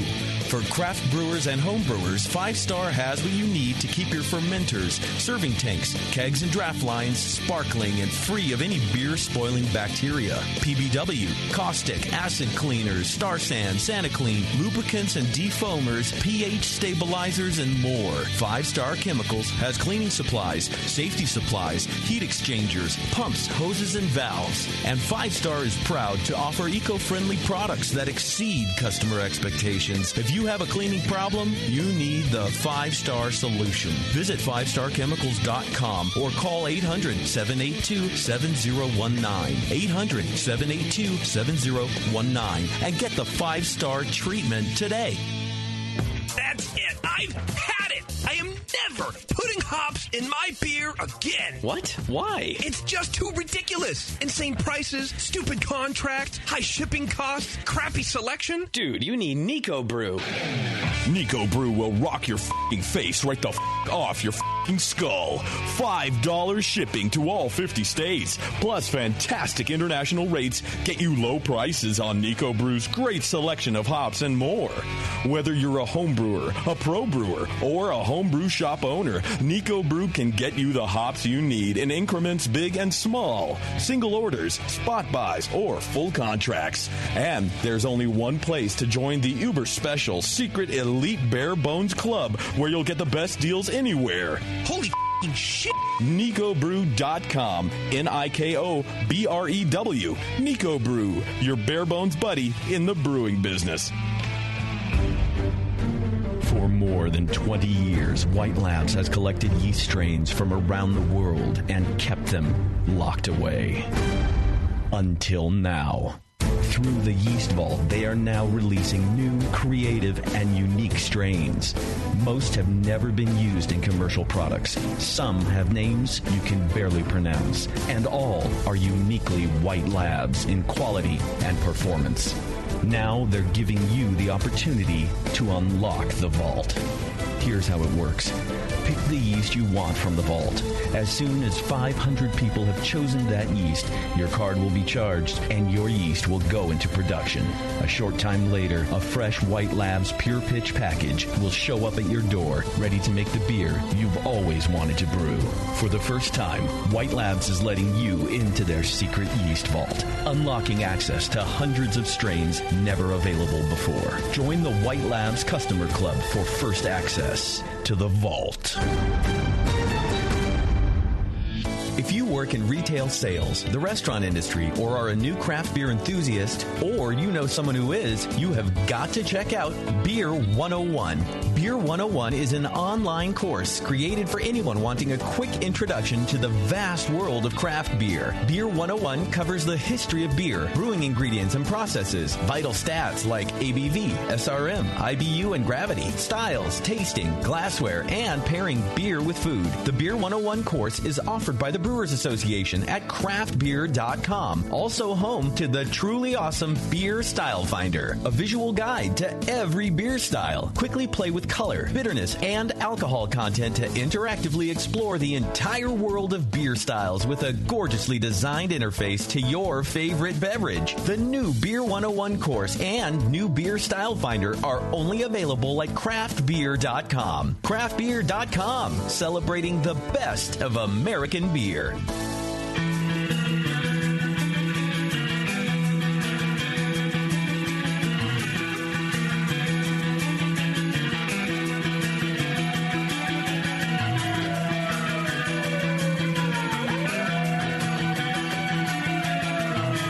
You're tuned into the session. Because life's too short to listen to crappy radio.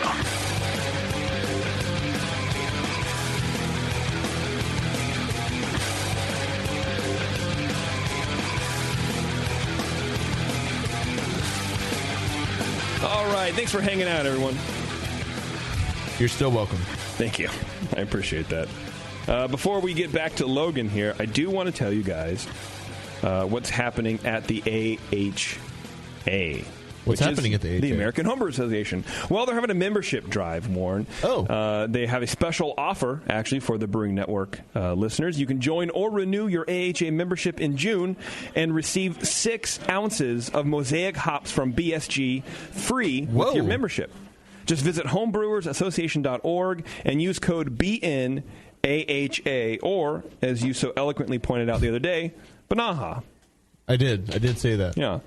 So if I renew, let's see, about 50 times, will I get 6 ounces times 50 in order to do a batch at the brew pub? If you pay for 50 years of AHA, assuming you'll live that long, I think they would send it to you. They would have to, I guess. Yeah, is it 6 or is that ounces considered per year? One renewal? Right, that's what I'm asking. I need let's get Gary on the phone right now. Yeah. Anyway, offer ends June 30th or while supplies last. Visit homebrewersassociation.org and use code BANAHA. That's BNAHA. Pretty fascinating stuff. Look at that. Yeah. Do it. All right, let's talk to Logan again. Logan, you still there, buddy? Fall asleep? No, I've just been tending my tea bags. That's what LeBron does. That's slang for something over there, I think. I don't know what you're on about. What beer should we drink, man? How about this neck oil? Yeah. Neck oil is. Should we crack that? Okay, so this is. Yeah, it's a session IPA, 4.3%. It's got a great story, actually. The neck oil. It's a great term from where I'm from in the West Midlands in England. It's a term that my great-granddad used to say when he was going down the pub for a pint after work. He'd shout up to his wife and he'd say, "I'm going down the pub for a pint of neck oil," to basically oil his neck, Right. That's funny. And my dad used to tell me the story about it, and I just thought, when I was a kid, I was like, well, that's a great name for a beer. So, yeah, as soon as I opened the brewery, one of those beers was going to be neck oil, and it was going to be something that was sessionable and quaffable. And actually, it was one of the earlier brews that I was messing around with, but originally it was a best bitter, believe it or not. Wow. And I couldn't, I was trying to recreate this beer. That I used to drink when I was back in the day, with my friends when I was 18 or 19. And I could never get it, so I just twisted it on its head, stripped back the malt bill, kept it real pale, and then loaded it with a lot of, what are we using in there? It's like, I think there's some Amarillo, Mosaic, Galaxy, and Vic Secret. So pretty tropical, kind of papaya-y, mango-y on the nose, and then just real dry and crisp. Yeah, totally. Wow. Wait, what was the last set of hops that you put in? Victoria's Secret? So Vic Secret from Australia and Galaxy, those two, which is a nice combo, and then the Amarillo and some Mosaic as well. I think there's a little bit of Centennial and Simcoe in the actual boil itself as well. Tasty, what do you think about that? Very good. I love the body, and it's a good job on a you can call it a session beer. I'll call it that too. Yeah, that's it. It's 4.3. It's just something you can sit on all day. It's kind of like, I guess, I don't know, for a better word, like a stepping stone beer. You know, I think it's really important to appeal to people who maybe are, you know, not as savvy into their beer styles or into craft beer, and maybe they're still looking to make that move away from, you know, kind of fizzy, carbonated, mass-produced, you know, crap into drinking something that's great. And I think, go ahead. Yeah, Neckel just, you know, it fits. It's just light. It's crisp. It's got great aroma. It's just, you know, thirst quenching and just a great thing to sit on. So I think Tasty. Yeah, it's got a. I think Tasty was keyed in on something. I think it's the body. Body. To me, that puts. I think you're getting that from like layering of the hops. You got 8 different hops in this beer, which I think gives you two things. One, it gives you like hop body, and it also gives you options when you can't get one of them. You still got the other 7.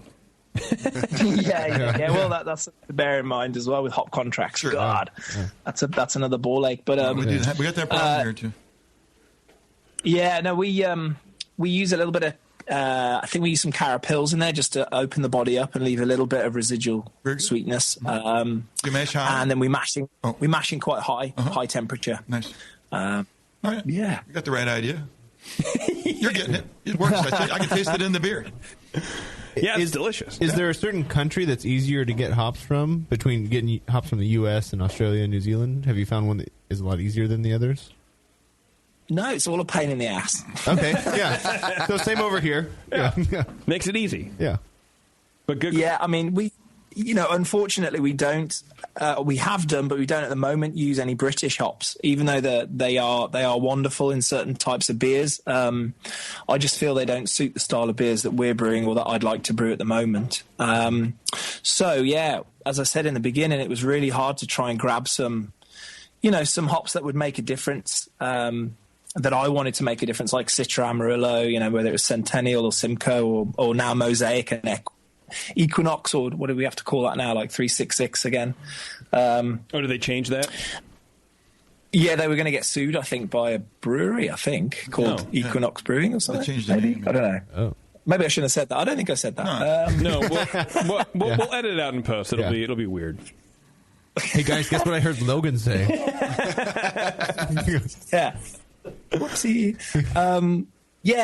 So now, I mean, we've kind of we've grown as a brewery, and obviously hops to our core range are pretty important.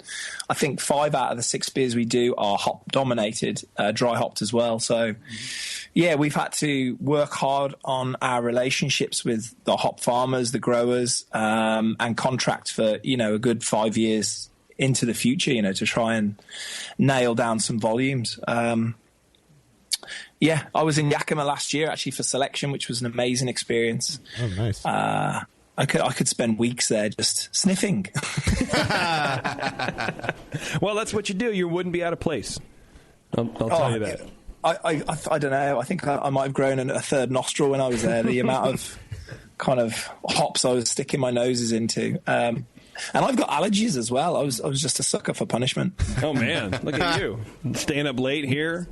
Getting allergies over there, dude. You are all over it. Rock and roll, man. Ted, let's look at. Do me a favor. Sip this or smell your glass. Mm-hmm. What do you get? Describe this beer to me. We're working on Ted's some tasting notes for Ted here. So let's see how Ted's doing so far. Working on tasting notes so far. Yeah. Trying to improve his palate, his range. First thing I get there, I mean, I do get some fruit-forward smells. Yeah. That'd be the first thing I try and identify. As I look through this as well, I try to. I mean, you do get a little bit. I mean, it definitely has things that I would say are akin to the classic American styles of the session. Yeah.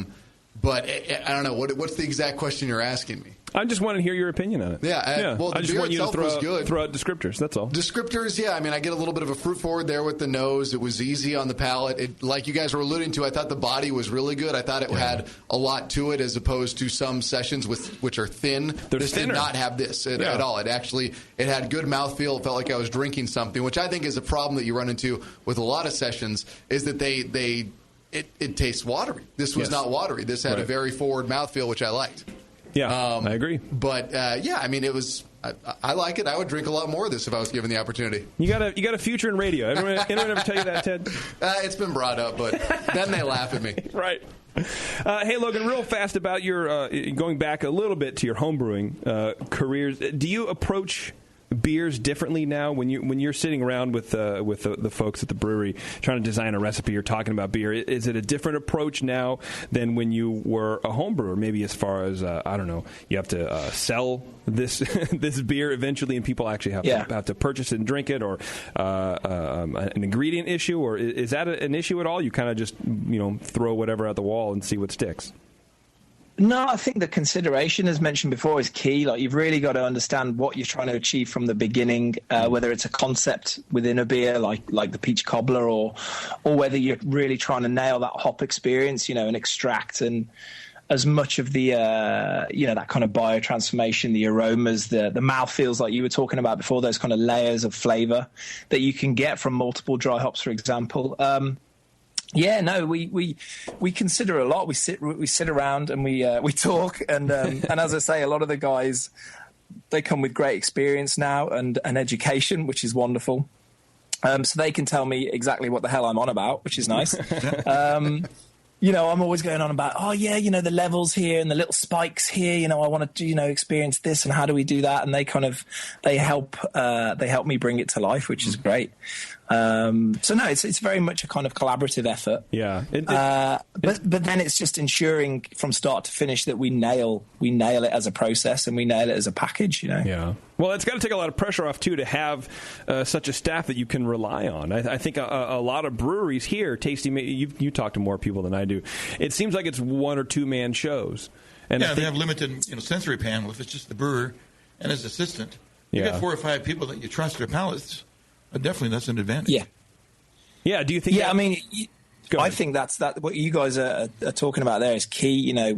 Within our team, I think there's about 43 of us now at the brewery. There was like 9 of us when we moved there 2 years ago. So it's been a pretty fast people expansion as well as a kind of capacity expansion, and the people within that kind of culture of the brewery are key, to everything that we do, So, the one thing I say is that we're all leaders, It's not just me. It's not, it's not Jen, the head brewer. It's not Nick, who does all our creative direction, or the sales guys. Everybody makes their mark on that final product during the day. And that's key. So that kind of mindset within the brewery is an involvement of everybody makes for a better workplace, and I think makes for a productive workplace and a great place to just come to work every day.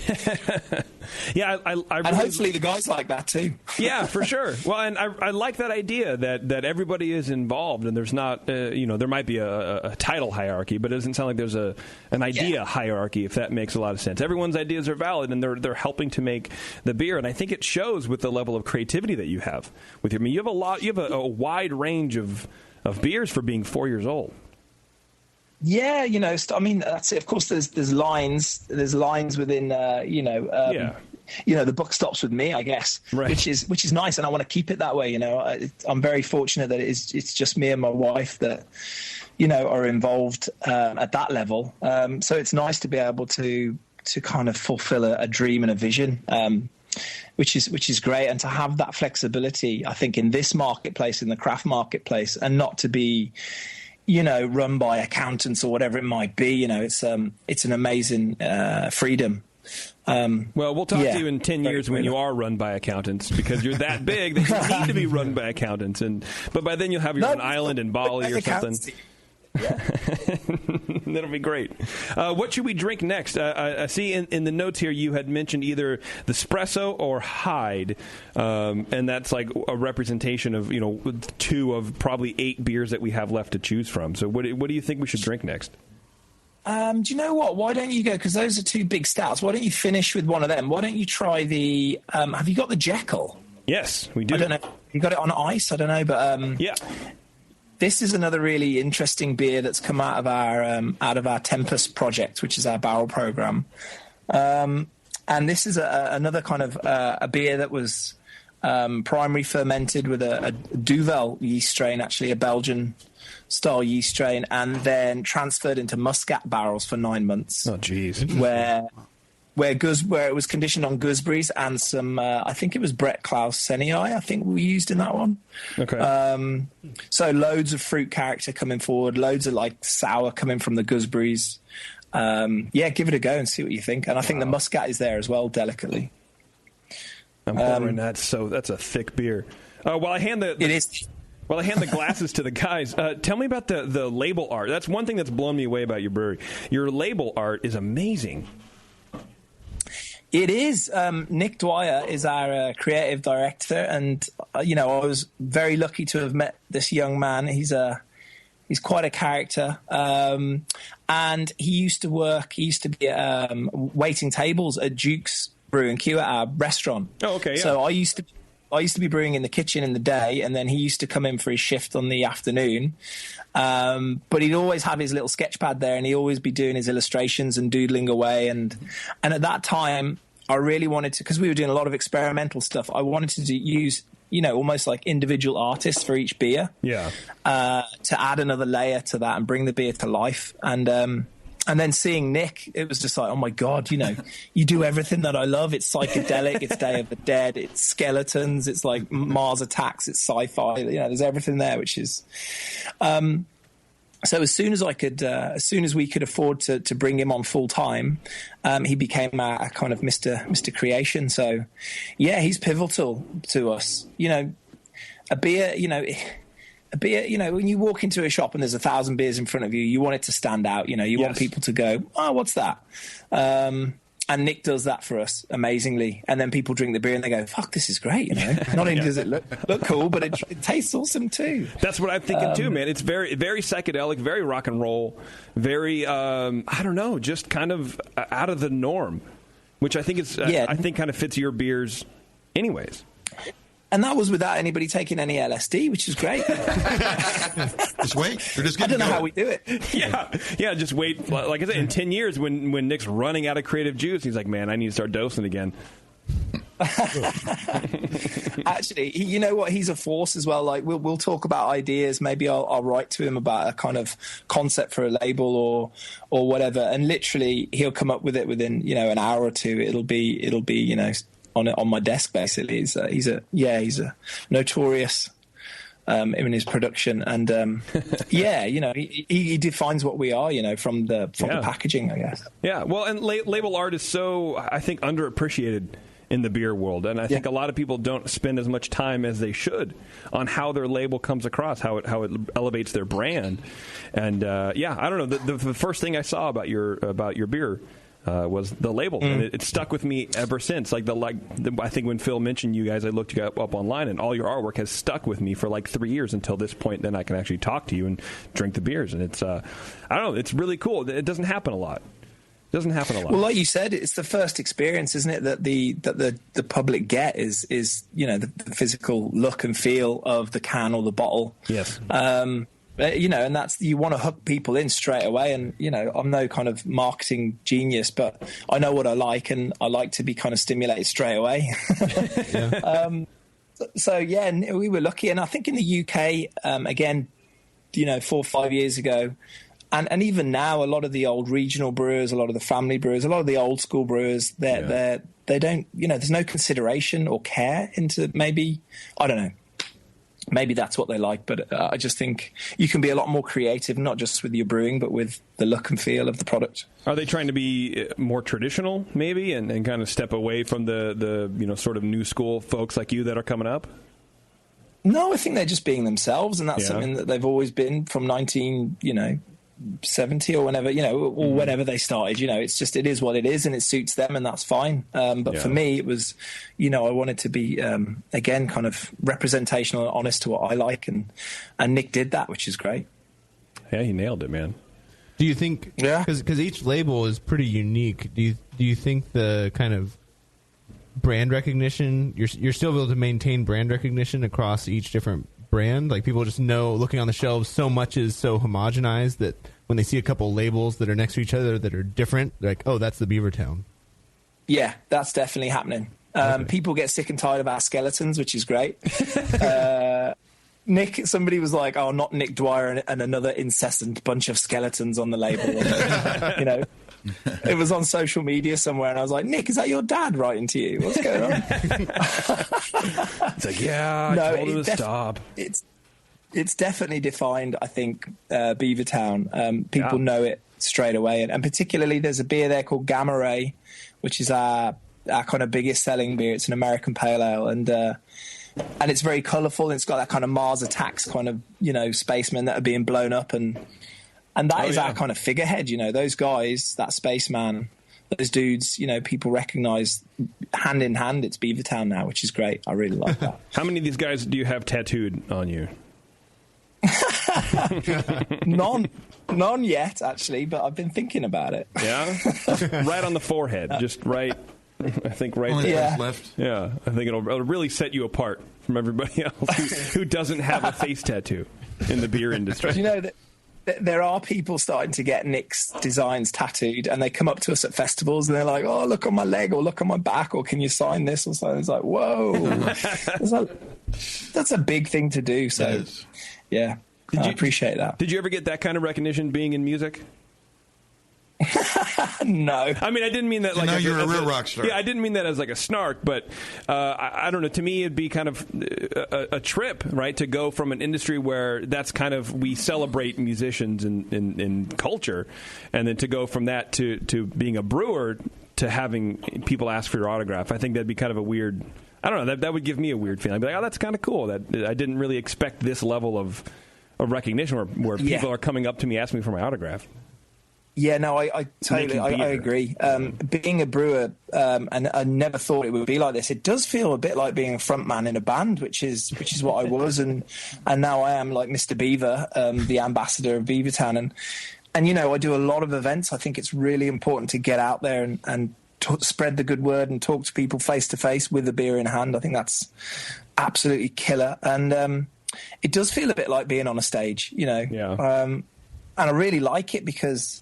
It's my baby, and it's an honest representation of what's in my head, and it's an easy thing to do, and drinking beer is, as I said in the beginning, it's one of the best things to do in the world. It's a very social form of kicking back and having fun. How do you see the craft beer culture in the UK in 10 years? Massive. I think it's got a long way to go. I think craft beer is about 2% of the market in the UK. I think ale itself, as in real ale, is maybe 18 or 19%. But of that, craft beer is, maybe a couple of percent. So, we're a nation that was brought up on ale, and I think it's just, the way that we've grown, for example, as a brewery, 2 years ago we moved to our new site in Tottenham, and I think we brewed 1,000 hectolitres. And then this year we'll brew like 35,000. So in 2 years we've grown, it's been quite a step. And that is representational of, I think, a lot of breweries in the UK, a lot of craft breweries are growing at a rate of knots because, as I say, the market is there, the drinker is growing, their palate is changing. And now, we have massive pub estates, thousands and thousands of pubs. And a lot of them, even if they're big family kind of, where, maybe like, I don't know, a regional brewery owns 400 pubs, they're now looking to bring in craft beer, which is great. People are demanding it. Well, that's good for you. All right, now. Yeah, no, it's great for everyone. There's a lot of US breweries who are exporting now to the UK, which is good. It's great for the market as well. every market is kicking off around us. Sweden is great. Norway, Italy, some amazing brewers. Germany's kicking off. Ireland. Wow. This whole thing's it might catch on, Warren. This whole craft beer thing might be a way to survive. I'll believe it when I see it. Yeah. Nobody's looking behind them. Basically, everyone's looking forward and pushing forward to improve what we're doing, and you know, the investment that goes into that is massive. You know, not just financially, but mentally and energy-wise. So, forget about it. It feels like we're part of a movement and we're making a difference. And particularly in the UK, the brewing industry is, you know, it's 1,000 years old. It feels like we're making a change. You know, it feels like there's a new horizon, and that's cool. It's really exciting. Yeah, that's got to be a cool feeling. So I have a final question for you, Logan, and we'll let you go. It's one I posed to Charlie Bamforth last time he was on the show, and it's very important to me. It's not a joke. This is very serious. Will Jurgen Klopp ever bring Liverpool? Will ever bring the cup home to Liverpool? I need to know this. Charlie just keeps deflecting and going to Wolverhampton, and I don't care. I just need to know. I just need to know my question. Was that Go English? ahead, please. Yeah. Was that English? Yeah, Yes. I think it was. Go ahead, please. Answer very seriously right now. Okay, Jurgen Klopp, great man motivator. I think he knocked out a couple of great results towards the end of the season, and I think he's definitely going to bring the silverware back to Liverpool. Okay. Thank you very much for taking this very seriously. Not the league, but you might win some, dodgy Coca-Cola cup or something. Right, for sure. So you're not going to get a trophy, you'll get a fork, knife, and spoon. Yeah, for sure. He'll and a can of Coke. Right, and a can of Beavertown. Actually, we do have a question from the chat room. There's a few people in the chat who want to know what band you were in. Interesting. So the first one was called the BCBs, as in BCB. Okay. And the second one was called Sons of Albion, which was more... The BCBs was like a psychedelic garage rock band from like the mid-'60s. And then the Sons of Albion was more of a kind of alternative grunge, inspired by like Stone Temple Pilots and Alice in Chains and people like that. Oh, that's cool. Are any of them still around, or your leaving left such a vacuum that they both imploded? They did, but they tried to carry on. And they decided to go and get a proper job. And they're now serving ribs at my barbecue. I don't know. I'm just kidding. Logan. Nah, they're all doing great things on their own. Actually. Oh, for sure. Man, I can't express enough how great you've been to us. Not only are you up till God knows how long, how early in the morning over there, but you sent a ton of beer, and I really appreciate you hanging out with us. The beer was great, and we had a great time. It's been a pleasure, guys. Yeah, Keep up the good work. I'll keep on listening to the podcast my end, and never surrender. Yeah, for sure, man. Hey, you too. I don't know. But when you come out in the States next time, swing by. Come in the studio. We'd love to have you in. I'd love to. I'll bear that in mind. Thank you. Please do. All right, Logan. Thanks, man. I appreciate it. Take care. All right, bud. Bye. Bye. Sometimes I'm so awkward. Yeah. Hey, and whenever you want to chat, then let me call me. Hit me up. You have my number. I am me, brah. It'd be great. IRL. Sounds fine to me. Yeah. I feel like this is how the entire interview went on my end. It was like this. Guys, give me the beer. I think you did great. For the carcass. Except when you asked him about smells. I thought that was weird. No, I'm a weird guy. And soccer. I didn't understand half of what you said. That's all right. Well, that's just because you don't care about soccer. Or anything. I felt like, anyone ever played The Sims? Like the Sims game? Like Sim, where you're a Sim? Yeah. And I usually quit after like 30 minutes because I get annoyed. I felt like that's how Sims sound. They go, Glorgensparg, Norf, Norf, Norf. Right. That's how, right, Yeah. Ted? I've never played The Sims. No? No. That sounds like the Norwegian edition. God damn it, Ted. I'm sorry. Yeah. Hey, remember your old friend? Ted? My close personal friend. Your former close personal friend. Yeah. Well, now I know why you never join me on The Sims. I'm always waiting for you. Well, you know what? I got away from video games because I was too busy drinking with my friends. Priorities. You should go back to not having any friends like me. So all I do is play video games. It's amazing. I mean, all I do is not hang out with my friends enough. Right. I drink alone. Well, now you got 2 kids, right? 2 kids, a wife, and like 8 jobs. Yeah, well, right now it's only 5, but yeah. Okay. 5. But you're trying. I'm trying. Yeah. So what are you doing in your free time? A variation of what's been happening in this room. Okay. Right. All right. Man, this Sour Power, if you look very carefully, kind of looks... I don't know. You can actually see the heartburn radiating off of it. You can see that's what the skeleton's doing. He has a bunch of heartburn. He used to have skin. I like their labels, man. That was cool. Yeah. I like the guy. He seems like a nice dude. Beer's great. We have a shit ton of it left. Good thing. Yeah. It's a good thing. We're going to take a break here real fast, but before we do... I should make Ted read the fucking... Oh, yeah, you should. Oh, man. Do you want me to do it in a big radio voice? I do, but... And we should record it. Yeah, but it's bullet pointed, so you have to kind of, like, fill in points. You want to try to just go for it? Pre-run? No. Does he know what he's getting into? No, just pop his cherry. Yeah, so... Throw in some Blorgen. Come here. Blorgen. Put on your glasses. Do you have glasses? I do not have glasses. Right. Adam and Eve. That one. All that right there would be fine. Don't read ahead. Is this segment brought to us by Adam and Eve? Yeah, this is a live read for Adam and Eve.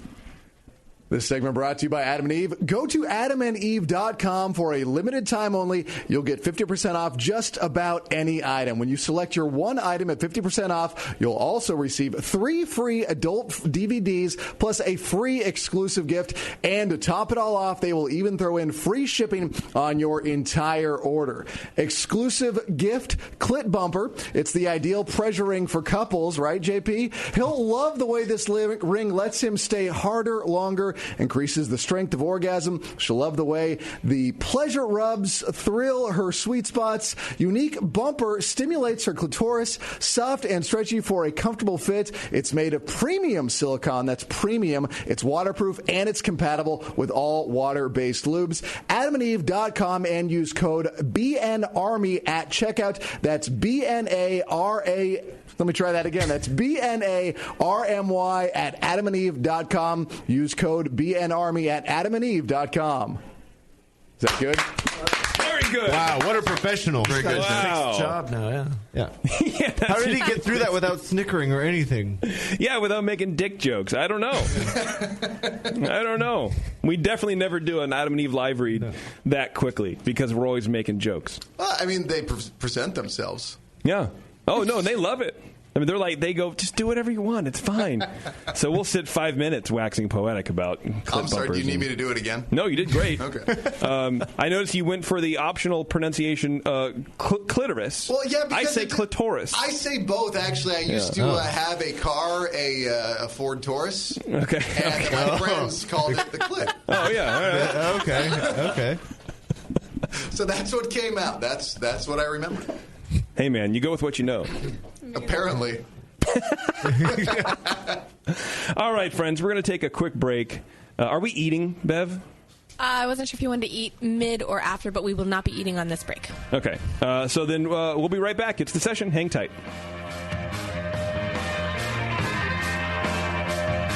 You're listening to the Brewcasters on the Brewing Network.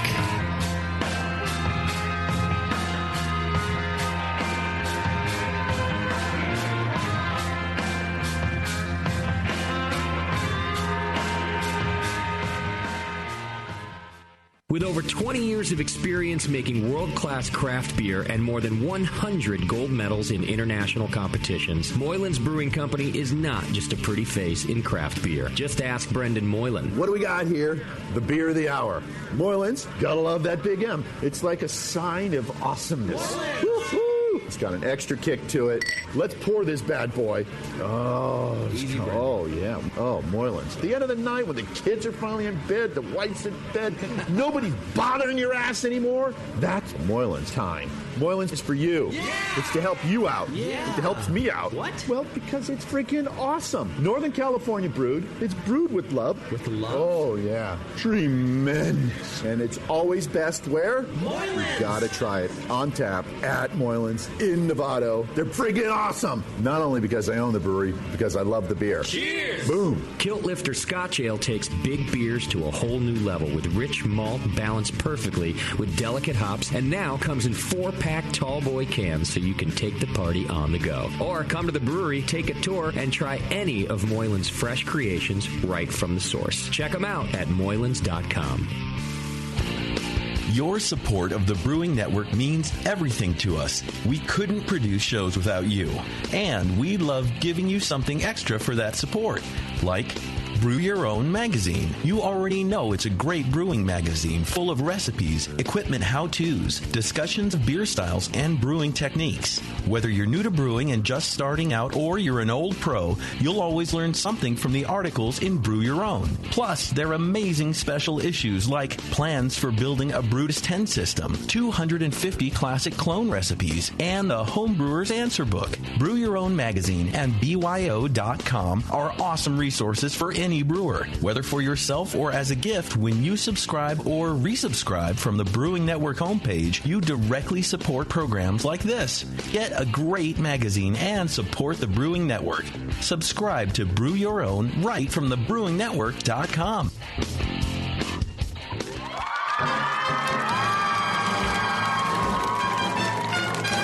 BN Army, have you heard the latest at Hop Tech?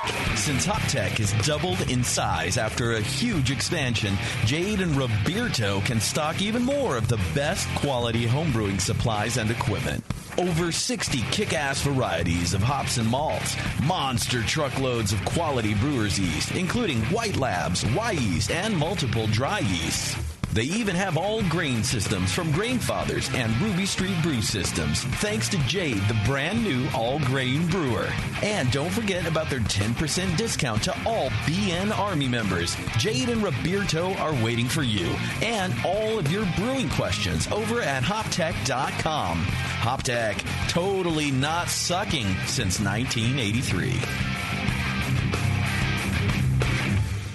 Tampa Bay has become a great destination for craft beer lovers with more than 60 breweries and counting, like Cigar City, Tampa Bay, and Coppertail Brewing. One of the newest breweries is Four Stacks Brewing Company in Apollo Beach. Four Stacks believes that the West Coast can't have all the fun, so while we feature West Coast beer like Stone, Ballast Point, and Green Flash on tap, we also brew hopped up ales to our liking in the West Coast style, even as they're truly Florida. Come in and see for yourself. Four Stacks hosts monthly homebrew club meetings, bottle shares, and partners with local restaurants for free food delivery while you enjoy your pint in their new tap room. Stop by Four Stacks Brewing and support the greater Tampa Bay craft beer scene at a brand new community-oriented independent brewery. Four Stacks Brewing, bringing the best of the West Coast style and attitude. Four Stacks Brewing Company in Apollo Beach, Florida. You're listening to the Brewing Network. Because like beer, radio shouldn't suck.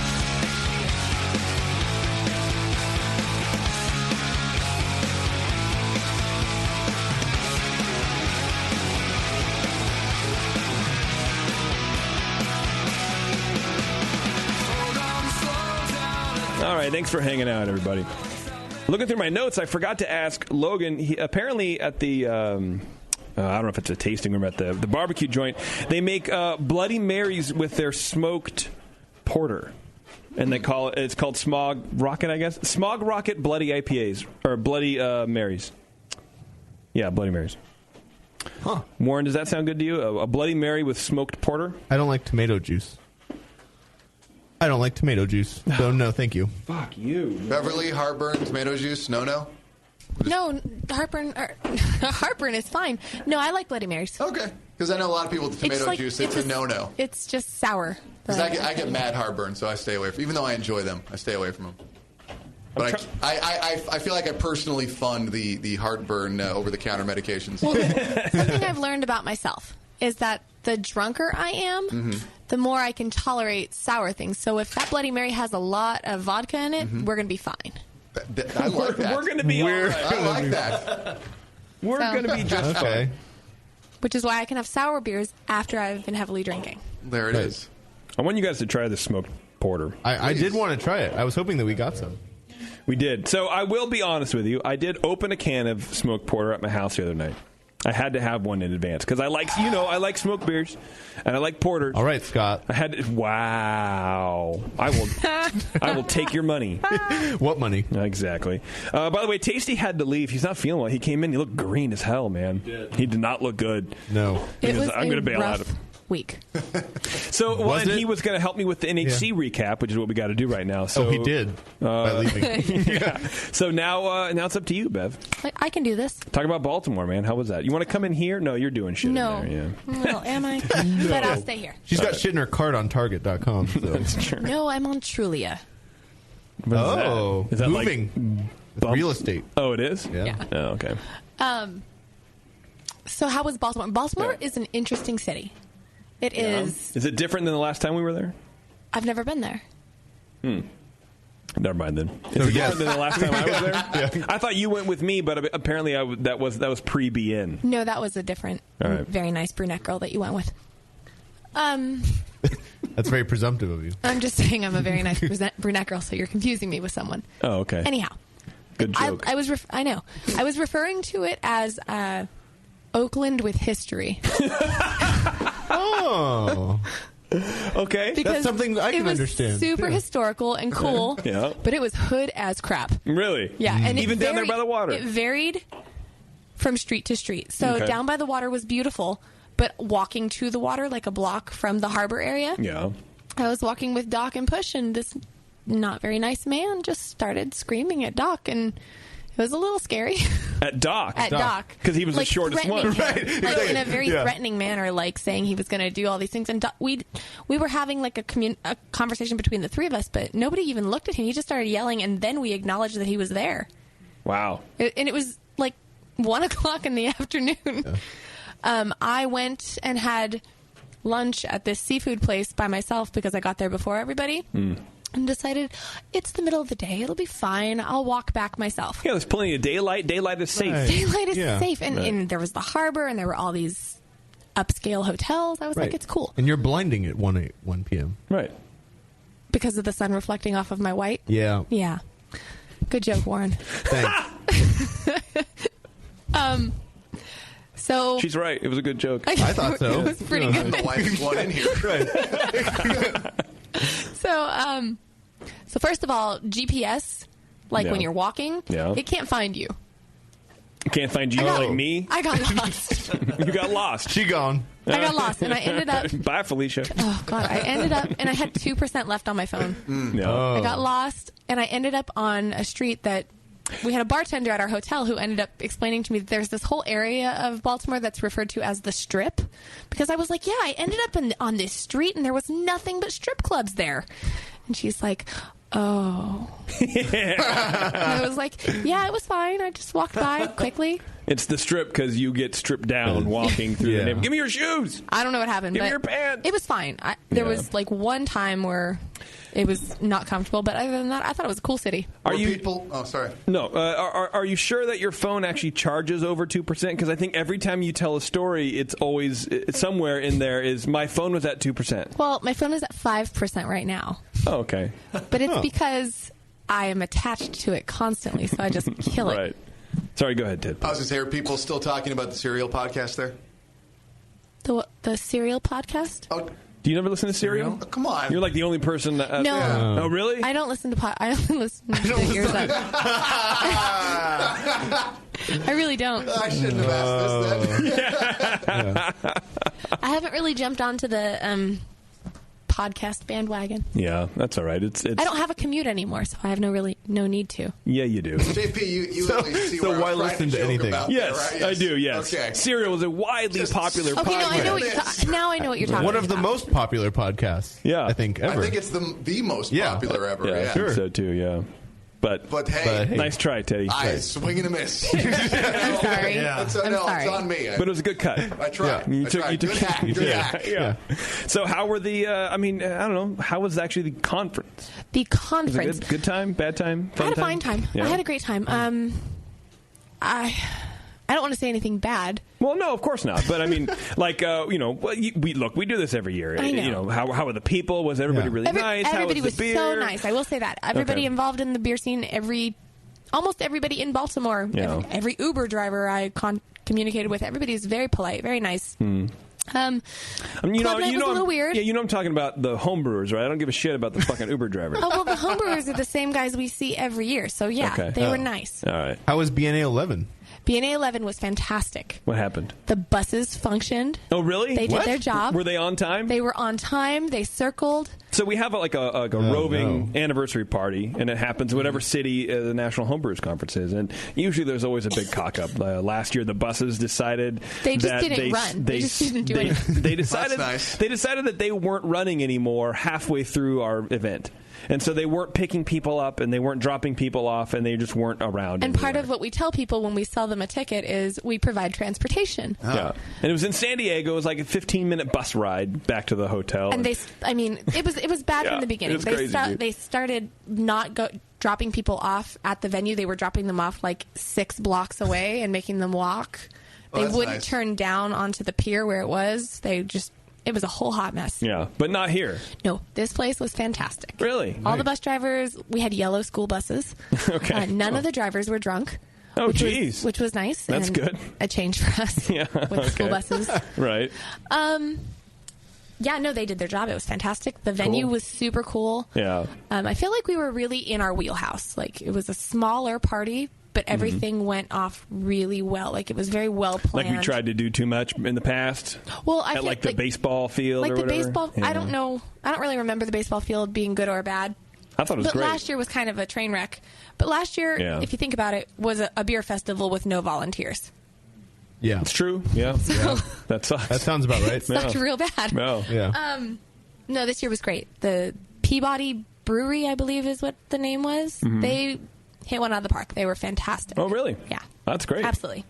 Awesome. That's cool. They handled everything. They poured all the beer. They provided all the beer and charged us a flat rate. We sold our merch. We had fun. We had an amazing band. It was awesome. It was a good time. Yeah, it was a good time. Awesome, man. Yeah, I really wish I could have gone, man. That sucks.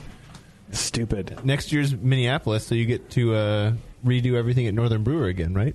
That was a great one. I remember that. Minneapolis, yeah. That was my first BNA party. I also lost my voice. Just now. Over the week from excessively drinking. What was the best late night adventure? Were there any people there doing, for example, barley wine elevator verticals? One at each floor. Not that I'm aware of. I will say that the hotel we stayed at had a wonderful sky bar that was very liberal with the amount of hard alcohol that they would give you in their mixed drinks. So we spent a lot of time there. As far as the beer went, I don't really think any of us got good and solid, good and took hammered. one down for... He said Push got pretty wrecked. Yeah, on gin and tonics. Really? He's not drinking beer anymore. He's like pretty much, because he's like, I stopped drinking beer and I lost like 26 pounds. And you know Push, he's a short, skinny dude. Very That's a short. lot of weight to Super lose short, 26 almost pounds. midget height. Not true. I know. Right. Barely over Doc. Right, barely Yeah. over Doc, if at all. Right. They're tied. But I don't think he has 26 pounds to lose, man. But apparently He did apparently, but yeah, no, he was drinking gin and tonic. Wow. Jamie, one of the other girls that works for the Brewing Network, was drinking Manhattans most of the time. Nice, respectable. Classy. Yeah, respectable. that's a good drink. I drank scotch. That's a good drink also. Straight scotch. That's just kind of what happens, man. When you go to a beer conference, you get beered out very, very easily. So I think the key part of finding a hotel for NHC is that it has to have a well-stocked bar. Yep. Mm-hmm. So and it has to be open. It has to be a late-night bar. Well, the roof bar closed at 12, but then there was a tavern in the lobby that closed at 1:30. Nice. So we just moved from one to the other. But we were allowed to order pizza in the downstairs bar, so that happened. I wonder why so early. I thought on the West Coast places stayed open until 4. Is that only New York or It must whatever? just be New York because everything in Baltimore was closed down at 12. Or at 2, I'm sorry. But you'd think at a hotel, the hotel bar would at least stay open. Maybe not 24 hours. That's a little excessive. But it's not like you're driving anywhere. You're there. You're sleeping there. Well, but you're still would they close their doors to the public? I don't know. I don't think they want to encourage the liquor laws, that much drinking because you're going to go back to your room and puke all over the room that they have to clean up. Yeah, the maids don't want that. They get your credit card for incidentals, so they're covered. No, that's true. Yeah, they want you to do that. Yeah, maybe. they do. They'll overcharge you $1,000 to clean up your vomit, your vomitum. So what about Pro Brewers Night? Any good discoveries there? New breweries we need to know about? Any clear beer? There was some clear beer. No, I'm trying to remember Pro Brewers Night. What did I have? I think Pro Boobs Night is that Pro Boobs Night. strip You know, clubs. I Gin and tonic? I'm really actually not the best person to talk to about this because I didn't drink much beer while we were there. I just kind of wandered around and talked to people because I had tied one on at the roof bar. So, do you remember sending me your selfie? I sent you a selfie. You sent me a selfie. Oh, perfect. I'm trying to bring it up. When? From Pro Night? I don't know. It looked like you were in a bar by yourself. Could have happened. I don't know. Yeah, I got one of those from Doc. But he did say he was at the rooftop bar, so it might have been right next to He might have Bevo. actually been by himself. I met him there a couple times. He was already there. So I don't know if I'm going to get in trouble for saying this, but I'm just going to anyway. So when Bev and I were trying to fly out, and I had my giant anxiety attack and didn't go and abandoned Beverly, I gave her half my Xanax. And give her half a Xanny. It was great. And she was like, this is the most amazing, like the turbulence was happening and I just didn't care. And I'm like, that's exactly what it is. But for some I just reason, kept I playing was cards broken. on my phone and it was fine. So you know then what? Bev's like... When turbulence happens, you don't have to care anyway because there's nothing you can do about it. Yeah, I know. I understand. know. No, I understand that there's nothing I can do about it, but it doesn't mean I'm not scared. The thing about anxiety is it's irrational. Oh, I wasn't speaking specifically to that. I was just saying turbulence in general. Yeah. There's nothing you can do sitting in 18B about the turbulence that's happening. See, I think that if I grip my seat handles as hard as I can, you might my mellow it out. willpower alone is keeping that plane aloft. Like, physics be damned, lift be damned, it's me. No, I am keeping that plane aloft. I'm only flying with Ted Ramey from now on. You and your white knuckles. I also think that if I'm like nodding off, if I jert awake and grab whoever's next to me, stranger or friend, it's also going to help. They really appreciate that. Like, I used to have a lot more trouble with flying, but now I've gotten used to it. Yeah. And now I got to the point where like I feel really bad for people who do not fly off, and you can tell they're like really freaked out by the turbulence. And I used to be that way, and now I hear people like literally like gasp and stuff. And I'm like, I've been there. It's terrible. It's terrible. Like there's nothing you can do. But I fly all the time for work, so it's just you got to deal with it. It sucks. It does. Yeah. It's terrible, but I just got used to it. So I mailed Bev a shirt, really just to hide his Xanax in it for her flight back. He sure did. So I'm texting you and I go, did you get my package? And I thought that was really clever. And she said, no. What name did you send it under? Then she replied, well, it could have been my maiden name. It could have been my real name. So this is the text in sequential order or whatever. No. What name did you send it under? She drunk. You wrote. Oh, that was her, not you. You wrote she drunk, and then this is the photo that I got of Beverly taking a selfie in an empty hotel there's bar. no one behind her in a bar. Okay, that was from. There's no one behind this chick. Okay. There's a TV on and no one there. She except was Beverly. drunk. Everybody was sitting. We were sitting at a table, and it was very late, and everybody was around me. Yeah, like we were sitting around the table. I wasn't alone in a bar. That was this bar looks real deep, right?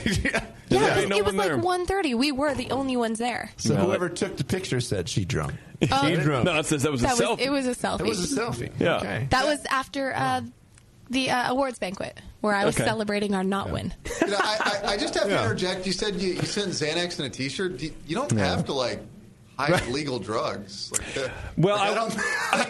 Like it's not. It's a controlled. It could have just been in an envelope. Look, I just in case. I was wondering because they were non-prescription. Because she didn't. I have a prescription. She doesn't. I thought that was illegal. Is your name stamped on the pill? How would they know that it's not hers? Well, it has my address. I don't know, man. Look, this is what I did. By the way, I want my shirt back. I was like, why'd you send this? Do I keep it? This is a churro shirt. Well, if you wore the shirt, maybe it would help calm you down on the flight back. Because it smelled like it was used. I hadn't washed it. I took it off and put it in the envelope. Oh, so it smelled like JP. That was nice. Smelled like fear. So it's going to be fine. Lots of sweat. Right. Okay. Awesome. All right. Well, thanks for the recap. Yeah, no, I appreciate it. I wish Tasty was here to. It wasn't. I mean, I don't have a lot to say about the beer. I will say this. The bars sound nice. At least as far as pro night, because I truly don't remember. But as far as club night went, I had some beer from, I don't remember the name of the club, but I do know that it's the same club that Dr. Lambic from the Sour Beer blog is a part of. That was some of the best beer I had the whole night. Wow. Well, if your name was Dr. Lambic, it should be pretty good. I don't think he's a real doctor. Or that's not his name. On Dr. Hope. Oh, no, that's definitely not his name either. But it's Mr. Lambic, but you know he likes to joke. It was very nice to meet him, and he's making some great beer. Okay, well that's good. And so is this club. Well, it sounds like a good time. It was fun. I had a great time. Thank you. So for BNA 11, we had done. So Justin and I were supposed to do a show for you people, and obviously that didn't happen because I wasn't there. So, but I had done a Find the Fake, and so I want to play it now. Oh, but I'm Sons not of Alchemy. That was What? the name of the club. Okay. Sorry. Great. Oh. I'm going to play it now, but probably not callers because callers makes it really confusing, and we don't have any prizes anyway. You have to so push buttons. Who cares? So here's the deal, Ted. Okay. It's a totally unique game that I created. Totally made it up myself. I've written 4 news stories. Mm-hmm. 3 of them are real, and 1 is fake. And you have to find the fake one. You're an innovator. Thank you very much. I appreciate that. Would you like to play with us? Sure, I'd love to play. All right. So they're beer related. Brian, you too. You've never played this game before. I have not. All right. Let's just start from the top. So again, there are 4 stories in total. 3 are actually true. 1 is not. Some would call it the fake. Some would call it the fake, but who knows? Okay, this first one is called, You Can Take Those Hops and Shove Them Up Your Ass. As science continues the hunt for a miracle plant to fight disease, more and more focus is paid to the most respected, and some would say way, way overused, friend of beer drinkers everywhere, the hop. It's known that certain compounds in hops aid in reducing cholesterol, blood sugar, and even help with weight loss. Now, research at Oregon State University is showing that a natural flavonoid compound in hops can be beneficial to the male prostate gland. Testing has shown to significantly improve some of the underlying markers of prostate complications in laboratory animals so far, but there's a catch. The treatments are most effective when applied directly to the prostate. So researchers from the OSU College of Pharmacy have partnered with ProsCure, the makers of the #1 prostate suppository on the market, to craft a medication comprised of essential oils from hops. So all that butt chugging I did in college is healthy. It's paying off so far. Right. Yeah. My prostate's thanking me. That does sound like something that JP would make up, but it's too well written. Great. The second one is called Craft Beer. So hot right now. A Pizza Hut in London will soon be rolling out a new ingredient in specially selected offerings: beer. While the beer goes unnamed, Kath Austin, director of HR and marketing at Pizza Hut restaurants, said, quote, "We know that craft beers are really popular right now, and we're celebrating this," end quote. I like that quote. I think it's great. They've designed 2 special edition flavors that will be trialed this week and rolled out nationwide if they prove to be a hit. One is called the Steak Feast, and the other is called the American Hot. So how do you get such an amazing, flavorful, and delicious thing like something called the American Hot made with quote-unquote craft beer? Simply whisper, "I like it hop," when placing your order. Because everybody loves a cheesy beer pun. I like it hop. You're supposed to whisper, "I like it hop." But the beer's American hot or hop. The beer is just beer. They haven't. There's craft beer. They're not saying what beer. The pizza is called the American Hot. Oh, so it has okay. like pepperonis and bullshit and on you it. if I like it hop. If I like it hop, then Yes. you get a beer with the pizza. Are you no? The those 2 pizzas have craft beer in the dough. Oh, okay. Yeah. I mean, I may not have written it very well, but this is the fake. No, I rewrite them all. This next one is called "If You Can't Beat 'Em, Eat 'Em."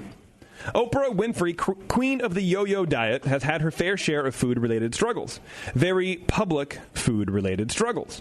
Now, rumors are swirling that Oprah will be launching her own line of food products, aptly called Oprah's Kitchen.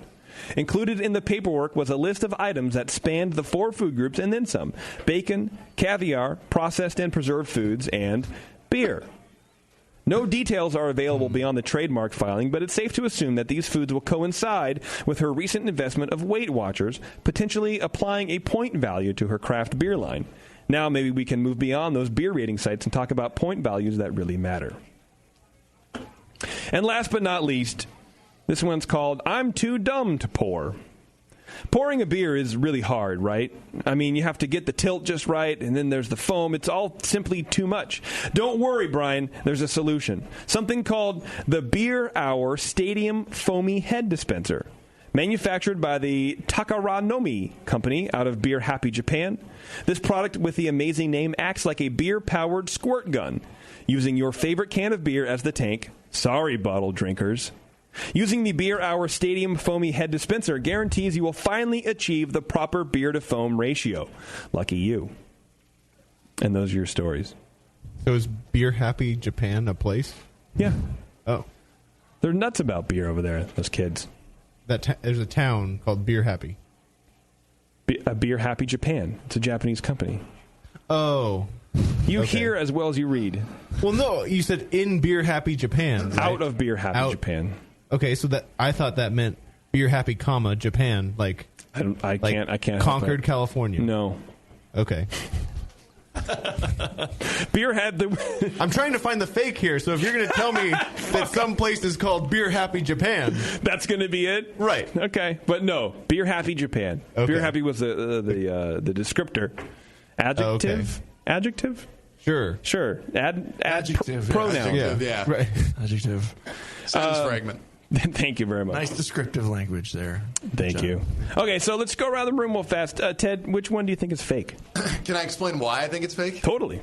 Even though I believe that people will believe the prostate one, yes, the prostate is not in the rectum.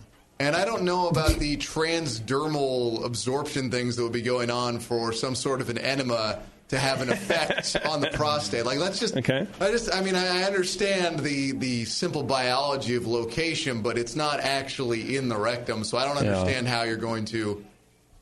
there needs to be some sort something else. There needs to be a compound that they prove that it absorbs through whatever is separating. Again, I understand they're nearby. But, again, the prostate is not in that area. Trust me, I know the right next to each other. It's all close. It immediately made alarm bells go off. I was like, well, it's not in there. Yeah. I understand. Okay. I understand how suppositories work. For, when you're nauseous, and I remember like as a young kid, when I was puking my guts out, they had to give my mom to have me take a suppository. This goes right into your bloodstream there. Right? Really, for sickness? I never even knew that. Oh yeah, no, that's a thing. That's an anti-nausea thing. Because the next step after that is if that doesn't shut you down, they got to take you and put you on IVs because you'll get dehydrated if you're a little kid and stuff. Oh wow. Yeah. But that was just that set off my alarm bells because knowing human physiology and such that made me a little bit dubious. Okay. I mean, there's other ones I could pick, but that was just the first one. I got to go science first. Okay. All right. Brian. Hi. Hi, buddy. What do you think? I think that all the stories are true because I'm just kind of gullible that way. Because JP read them to you? No, right. But if I had to pick one that was real for sure, which you do, have to be Pizza Hut because that's real for sure. Why else would you talk about Pizza Hut? Yeah, and it sounds like something dumb that they would do. Okay. Oprah, she talks about liking bread. She talks about and the Weight Watchers thing. You're right. That's got to be. There's a filing. Who knows if it'll turn into something? But that sounds true. Okay. And then you've got Japan, which of course they're beer crazy like us, and of course they're going to have a crazy invention that squirts the head of beer foam out of a can. Sorry. Yeah. I mean, I have to admit, the first one was very well written, but I do agree with Ted. Okay. So you're saying the first one also? I'm saying the first one also. Warren? Well, I'm going to make it unanimous. You would, too. But my reasoning was because not that I know everything that's in hops, but I know hops have a lot of estrogen in them. Mm-hmm. And so to me, when you're talking about how all these things help the male anatomy and everything, I was like, hops seem like a more feminine biased plant in terms of the hormones and stuff that are going on inside there, the chemistry. Yeah. So I was kind of like, and I don't know where my rectum is, so Ped was definitely helpful with that lesson. Rectum? I don't even know. Right, yeah. What is a rectum? I know where my butthole is, though. I heard that Pizza Hut was kind of getting into the alcohol business, and of course Oprah thinks that her listeners are interested in caviar and beer because that's her key demographic. For sure. Caviar and beer, baby. And why not have a beer squirt gun? So, yeah. Okay. Hops aren't healthy. Basically, as soon as he said the word "but," we all knew that was one he made up. Here's my deal, though. There's people all over the Bay Area. If you told them this, they would jump right on. They'd go, of course. That's true. Right. Hop oil is good for my prostate. Yeah, why wouldn't it be? Right. Well, but you're rattling on all these other things. It's like, well, it's good for your cholesterol. Oh, shit, my cholesterol is kind of high. I drink a shit ton of hoppy beers. Yeah. My doctor's not telling me to drink more. There must be something wrong here. Right. That's hops the problem. are good for sleeping. You fill a pillow with hops and apparently you'll go to sleep. Yeah. Or lavender. Oh, Lavender does lavender nice. do it too? Well, I guess. Oh. Yeah, but and it doesn't turn cheesy. Like hops can. Anyway, this is the first time that the studio was unanimous against me. You guys all picked the fake story.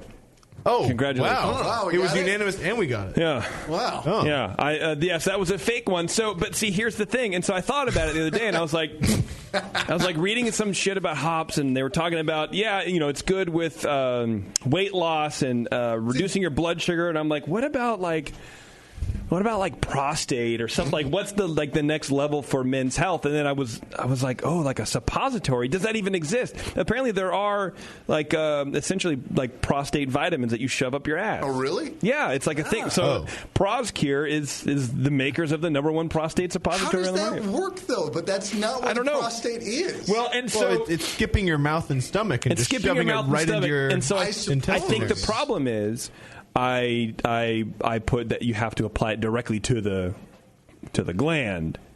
Which again, that was my point. I was like, that's impossible. How do you get it? Right. So you can't through a bunch of scanner. So maybe that was it. So if I would explain that a little bit more, maybe I would have fooled you guys. The suppository acts most quickly because it's very in close proximity. I think I just wanted to write the headline. You can take these hops and shove them in there. But I swear that I've read things about the hops with the cholesterol and those health that's benefits. all true. Yeah, for sure. That's all true. That shit's all true, dude. Eloquently put. Thanks, man. Yeah. That was well written, I have to say. I almost didn't think it was yours. And I was waiting for the stinker to come along. Right. Let's see. I think we're going to take a break real fast, and then we're going to come back. We're going to do the Twitter game, and then we're going to chat about Lee real fast. I'd like to do a quick toast to Lee and kind of, get sad real fast. And then we're going to go home. We're going to eat some tacos and get out of here. But before I do that, I do want to tell you guys about Beersmith. If you are still doing brewing calculations by hand or have some other funky-ass program to save all your recipes and to do all your calculations, throw all that shit away and get Beersmith. Go to beersmith.com, get your 21-day free trial. You can actually import all that crap. You have to sit there and type it because, you're still stuck in, the early 2000s. Who the fuck are you? Go to beersmith.com. 21-day free trial. It's seriously the best software on the market right now. Pro brewers use it. Home brewers use it. Everybody uses it. It's totally, totally easy. And it's free for 21 days. So if you don't like it, you're out nothing. Literally, you're out nothing. So check it out. They'll email you back. And they'll email you back, apparently, in under 7 minutes. So actually, you should do that. Download it and start testing Brad's reply time. Right. And everyone just email Brad right now and report back to us. Yeah, let us know how quick he gets back. Because if he doesn't, if it's over the 7 minutes, I'll call Brad personally for you. Right. Yeah. We'll see how quick he returns the call. I won't actually do that. Let me do my thing. Press those buttons. Pressing buttons, baby. All right, it's a session. Everybody hang on real tight. We'll be right back.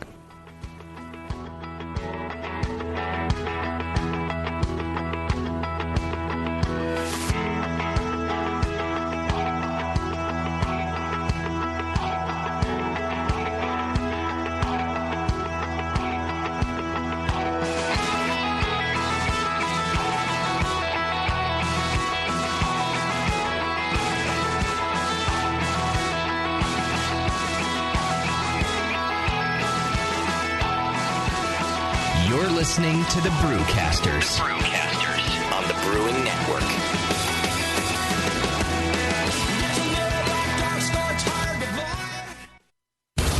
If you haven't heard, there's a completely new brand of brewing equipment. Kettles, burners, and accessories. Trustworthy everyday gear that helps you forge and shape outstanding beer the way you want. It's called Anvil Brewing Equipment. Hi, I'm John Palmer. You may remember me from such self-help books as How to Brew, Brewing Classic Styles, Water, and the Brew Strong podcast. I am very pleased to announce the debut of Anvil Brewing Equipment from Blickman Engineering. I have been working closely with them these past few years to develop products that combine the best of materials, features, and price point. Each of these products has been developed, tested, and reviewed to meet these ideals and bears the Palmer Brewing Solutions stamp of approval on the packaging. Anvil Brewing Equipment, inspired by Palmer, built by Blickman, and made for you. Check out anvilbrewing.com. Anvil. Durable, reliable, dependable. When I order a beer, I want my server to know more about it than I do. I want someone who enjoys good beer and loves helping others enjoy it too. I want someone who knows how to pour a perfect pint for every beer style. I want a Cicerone. The Cicerone Certification Program is creating the type of people who help you enjoy great beer. Home brewers and craft beer lovers know beer is more flavorful and complex than ever, and it takes some serious knowledge to store and serve beer right. Cicerones know beer. There are 3 levels in the Cicerone program: Certified Beer Server, Certified Cicerone, and Master Cicerone. Cicerones are truly the sommeliers of beer. The best beer locations have a Certified Cicerone on staff. Relaxed and unpretentious. Cicerones are tested on storing and serving beer, beer styles, flavor and tasting, the brewing process and ingredients, and pairing food with beer. Learn more about your next beer guide at cicerone.org. Certified Cicerone, because it takes top talent to present a perfect pint. Williams Brewing is your online resource for prompt delivery of quality home brewing supplies. Since 1979, Williams Brewing has offered the finest equipment and the freshest ingredients, backed by the best customer service in the business. Do you like to mash using efficient fly sparging, but would like an easy way to heat your strike and sparge water? Enter the new Brewer's Edge electric mash water heater, a plug-in, anywhere, precisely controlled heater for strike and sparge water. Ditch the fumes and second burner and make mashing easy. Go to williamsbrewing.com today and browse their vast selection. That's williamsbrewing.com. Orders placed by 4 p.m. Pacific Time weekdays ship the same day. Brewing is easy the Williams way.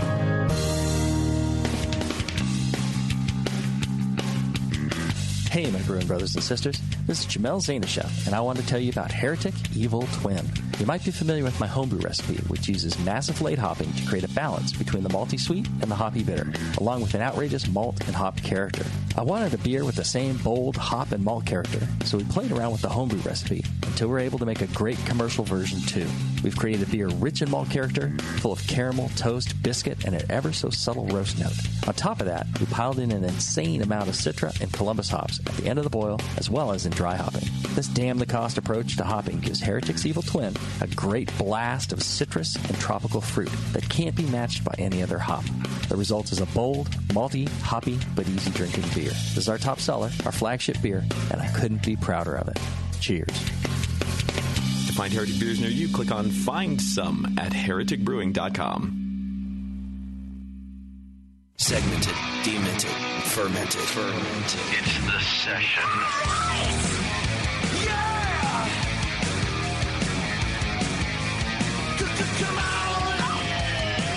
All right, thanks for hanging out, everybody. The light at the end of the tunnel, I promise you. You remember last year we talked to you guys about the California Craft Beer Summit. Well, guess what? That is back. Join them for 3 days of beer tasting and education, followed by the largest craft beer festival in the state, featuring over 160 craft breweries pouring over 450 beers, all based right here in California, which I think is pretty cool. Number one, that's a fuck ton of beer. But number two, all are in California. Right. And for its first year, they did a great job putting that festival That's right, together. you went. Yeah, I was there, and that was a really good festival for being its first year. There wasn't anything that I would change. It was really cool being on. They blocked the whole Capitol Street, whatever the street is that goes down away from the Capitol. So you got a nice building to look at. I think that's Broken Promises Way. Is what the Capitol's Shattered on. Dreams Drive. Right. Yeah, it's at the corner. The 3-day event features opportunities to taste, judge, pair, and experience craft beer at the Sacramento Convention Center, September 8th through the 10th. Educational tracks include the history of beer, food and beer pairings, sip and judge lessons with Cicerone so you can learn about what you're tasting, and the history of California's favorite styles. An entire educational track dedicated to the art of homebrewing has been added to this year's summit, including how to go off recipe, how to start homebrewing, and how to taste different beer styles. Plus, on the Expo Hall floor, homebrew clubs will be demonstrating live. Leaders in the brewing industry will be telling stories about their days as, quote, garage brewers, and career advisors will be teaching classes on how and when it's time to start a brewery. Purchase festival tickets today. Take advantage of their 25% off early bird ticket prices. Offer ends June 30th. Also, the folks at the CA Craft Beer Summit are giving away a pair of festival tickets right here on the session. If you want your chance to win, tune in to the June 27th show. And by then, I'm sure we'll think of some way to give them away. You can check out the full schedule of speakers, educational seminars, ticket options, and list of California breweries pouring at cacraftbeersummit.com. Nice. If everyone's busy, then I'll just take the tickets. It'll be fine. Yeah. Well, that's really nice of you. I'd make your job easier, and I'll just take them. I won't. I appreciate that. Yeah. I actually won't be here that show. That'll be a rare Justin show. What? I'll be heading down to... What the fuck am I going? Palmdale. No. Lancaster? No, keep going. It starts with a P. San Diego. Rose Bowl. The Rose Bowl. Pasadena. Oh. Thank you very much. I'm going to Pasadena to watch Liverpool take on Chelsea, baby. Excited. Yes. Who's Chelsea? Don't worry about it. Okay. Is that part of the International Champions Cup? Yes. Okay. I think so. Yeah. Honestly, I don't know. I just know that Liverpool are playing, and I'm like, yeah. I'll pretend to be your job, and in my head I'll do play-by-play. They haven't got a chance. How do you do play-by? That to me, play-by-play is like the hardest thing in sports. You said it, not me. I don't know. I just you describe what's happening on the pitch. He kicked it, and then that guy kicked it. But like to get everyone's names like real fast and kind of like I was listening to like Doc, not our Doc. Doc's here. Doc Emmerich. Yeah, which I kind of. I love Doc. He's okay. I guess that his team sucks. But he's great. He's incredible. And just the back and forth, he's naming every player, and it's like, that is too fast. And maybe soccer's a bit slower, but to me, that blows my mind. Still, but I mean, the prep for any broadcast like that, like I literally studied these guys' names like it's the table of elements. Like literally, I have flashcards. Oh, really? I look at it, and it'll be on the one side, it'll be like number 2, and then it'll be the Portland Timbers, and on the other side is Elvis Powell, and it'll tell me all of his information. And I'll like remember that going through. I mean, it's really tedious, and it's funny because I hated studying in high school, but like now it's the one aspect of the job that I come to love because I'm like, wow, like now that I have all this time to fill, I can learn about these guys and actually use it, as opposed to most of what I studied in school, which was not usable in the slightest. Right. Where it's like for broadcast, it's like I can use this, and I know that like these numbers. So like as immediately if it goes to da da da da da. Oh, no, number 2 passes to number 6. That's Powell to Nagby. And they're going to toss it back to number 7. That's Nat Borchers. And then they tossed over number 4. That's Liam Ridgewell. And, like, you start... you'll do fake plays in your head, essentially. Yeah, but, I mean, these are... since the last broadcast we did before the break for Copa was the Quakes and Timbers, all the Timbers numbers are still fresh in my head. Yeah. So, like, that's just like... It's like you don't... Like you memorize the numbers, but they cease to become numbers. They become it's just boom. It's like you see that number and then you immediately know the name. It's kind of like the BJCP styles. I mean, when I was used to the 2008 guys, like it's a 5.8, it's a Maybach, and you just get used to all the stats. That's all that being a beer judge is about. Oh no, that's exactly what it is because I do the boutique amplifier world. And all of the very quick initials that you guys would use, and somebody look at it and be like, I don't know what that means. It's the same thing with amplifiers. Like you look at it and you automatically know when somebody's talking about a FBF 65, whatever. You're like, oh, they're talking about 1965 Fender Twin Reverb Blackface. Like, you just know exactly what it is. Of course. Of course, right. Of course. And in that case, the term blackface is not offensive. They're actually talking about the literal blackface of the amplifier. It's the one time in the world where you're allowed to use that term, or you're not talking about somebody ruining their career. Right. But it's just, it's that immediately. You guys know exactly if something's being referenced that's specific to your world. I'm sure it took you a learning style at first, but now you don't even think about it. Well, beer is really easy, and so you don't have to be a genius to do it.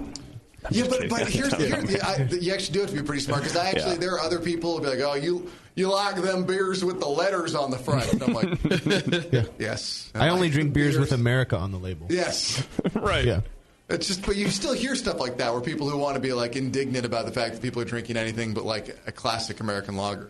Yeah, like yes, I like those. I like a banquet beer, but I also like an IPA. Sure, like it's some sort of insult to want to drink something that has different flavor. God forbid. Not better. Yeah. Maybe not more. I don't know, but just different. Well, and it's worked its way into their ad campaigns too. At the you can have your peach cobbler beer, peach cobbler beer. Yeah, you're right. Yeah. Doc's joining us. Hi, Doc. You're just getting back from NHC. Yeah. How was that experience for you? Traveling back. You should have been. Were you supposed to be back yesterday? Yeah, and my friend from D.C. came up, and so I decided to extend it another day. Yeah. And then I had to take a different flight and got stuck in Dallas. It was pouring rain. Oh, I got stuck in Dallas yesterday, too. Dallas is the worst. Well, then I got my bag at Oakland, and it was all wet. Whole bag. Really? Did a beer explode? No, it was outside in the rain. Sit on his cart, and it was just, I've never seen it rain that hard anywhere. Thunder and lightning, it's just, and the whole place is starting to get packed because plane flights are delayed. And I would have freaked out. I would have panicked. That's why this bag was wet when I was opening it earlier. Yeah. Because I also got stuck in Denver. Okay. No, Dallas. Sure. Yeah, one of those two. But you got stuck in Denver. No, I got stuck in Denver. I got stuck in Dallas. Oh, it was pouring rain in Denver. Like history. You couldn't even see out the windows because it was coming down so hard. No, I would have panicked. There's no way. There's no way. I'd be like lost in translation. Or what was that movie with fucking Tom Hanks and he was like lived in an airport for 11 years or whatever? Not Lost in Translation. What is it? Up in the air. He was like a Russian. I know what you're talking about. He lived in the airport? Yeah, he lived in the airport because he had problems with his visa. Yeah. I never saw it. Right. I never saw it either. Hanks. Yeah. No. Yeah. From Castaway. I thought you were talking about Castaway. I like Castaway. Castaway's good. Yeah. So also when I got to Oakland, they announced that they just had 60 planes just come in. So all from Dallas, everywhere. But you can imagine trying to get your bag. No, I mean there was not even standing room anywhere in the baggage claim area, and it was just insane. That's terrible. Yeah. And then I'd go to get the off shuttle bus. There's the shuttle to get to where my car is. Yeah. And I missed the first one. Then the second one comes, and about 50 people try to get on it. Fuck. And then another one comes right behind it. Yeah. And then another 25 people just rush in. I barely got on that one. I had to knock down an old lady. You didn't have to, but you did. Right. Yeah. You get the opportunity, man. You take it. Well, God bless you. Thanks for coming in. Of course. Yeah. Warren, let's do the Twitter game. The Twitter game, which was brought to you by HopTech. Jade and Roberto from HopTech.com. Catch Me If You Can. No, that's Leonardo DiCaprio being a con artist. Oh, wow. It's called The Terminal. The Terminal. Hey, that's it. Okay, I'm not up on these movie things. Okay, you're new to these movies. Oh, Tom Hanks is in this movie, and it looks like it involves someone with a pilot hat on. I think it was Big. Yeah, I think it was Big. All right, Warren, what was the Twitter game, please? All right, the Twitter game was, since Quaff won this year, or won Club of the Year this year, what are the naysayers going to boo next year at NHC? Doc's shoes. He's got to get new shoes. That's the second year in a row. I know. Hey. The BJCP. He didn't have a lot of time to prepare. That's all right. Didn't. Let's see. He had a year. Oh, no. So these first three, apparently I didn't copy the Twitterer. I just copied the thing. Shit. Well, if they win, then I'll look it up. Otherwise, they'll just be anonymous. Okay. Okay, so somebody said the audience starts booing themselves for booing. A vicious cycle ensues, and everyone dies. Okay, I like it. Yeah. The next anonymous person says the banquet food. Too soon? Food. Oh. I heard the food was terrible. I heard nothing but complaints. It was horrible. There's no theme to it. It's just food, and it was bad. Food. No, they tried to theme it. They did? We had like crab paella, which was edible. Okay. And what did they pair that with? One of my first qualities of food that I need to find desirable is the edibility factor. Needs to be at least 5. Like you want to be able to chew it? Yeah. You couldn't chew the pork. No, we got a plate of a bunch of pork, and you're supposed to like. They served it family style. They did not bring out family plates. style, and then you get it in a semi-cold and dry as hell. I had roasted potatoes for dinner because that was edible. I had beer. Yeah, beer is a food. Then you ordered pizza at the lobby bar at midnight, right? Oh yeah, we heard. Oh, I had pizza at 3:30 in the morning. Hell yeah! I got back to the room and I came to, and me and Push were in there, and he goes, "I'm hungry." Like, I'm hungry too, so I called down the front desk, and how can I get pizza? And they said, "You got to come down here and call." So I go down there barefoot. I think I was just wearing shorts. You were in your underwear. Yeah. yeah, shorts. In a 4-star hotel. I can picture this, and I'm sure it's not the first or last time it's happened. It's literally 3:30. Yeah, and I called the first place, couldn't get through. Called the second place, ordered pizza. Went upstairs, promptly forgot that I ordered pizza, and I couldn't wake Push up. Okay, first the security knocks on the door, and because they brought up the pizza guy. Okay, all right, and so. Got that done. I couldn't wake Push up. He was just like, he just went comatose instantly. And so I'm sitting there at about 3:30, 3:45, munching on pizza, happy as a clam. Because my memory is back by then. Oh, yeah, of course. I remember ordering this pizza. I remember ordering the pizza. I remember being back in the room, but there's a good hour and a half in between that. No. Nothing. Maybe you tired Push out. Yeah, well, of course. All right, Warren, go ahead, please. All right, so in that amount of time, I was able to look up who tweeted all these things. Okay. So that was effing beer, TM. Which one? The food. Okay. Too soon. Okay. The first one was Rich S. about the audience, and the next one from the one is his name, I guess. Okay. Tasty finally defying the odds of the death pool. Hashtag RIP Tasty. Okay. So they're booing the fact that Tasty's not there, I guess. Or the fact that he died. Oh, yeah, I get it. Okay. All right. Yeah, that's all right. Okay. Tony D says, everything? Nothing? Who the F knows? Or cares, sorry. Alex B says, all the damn nice Minnesotans, they're too damn polite. Because Minnesota nice is a thing. Yeah.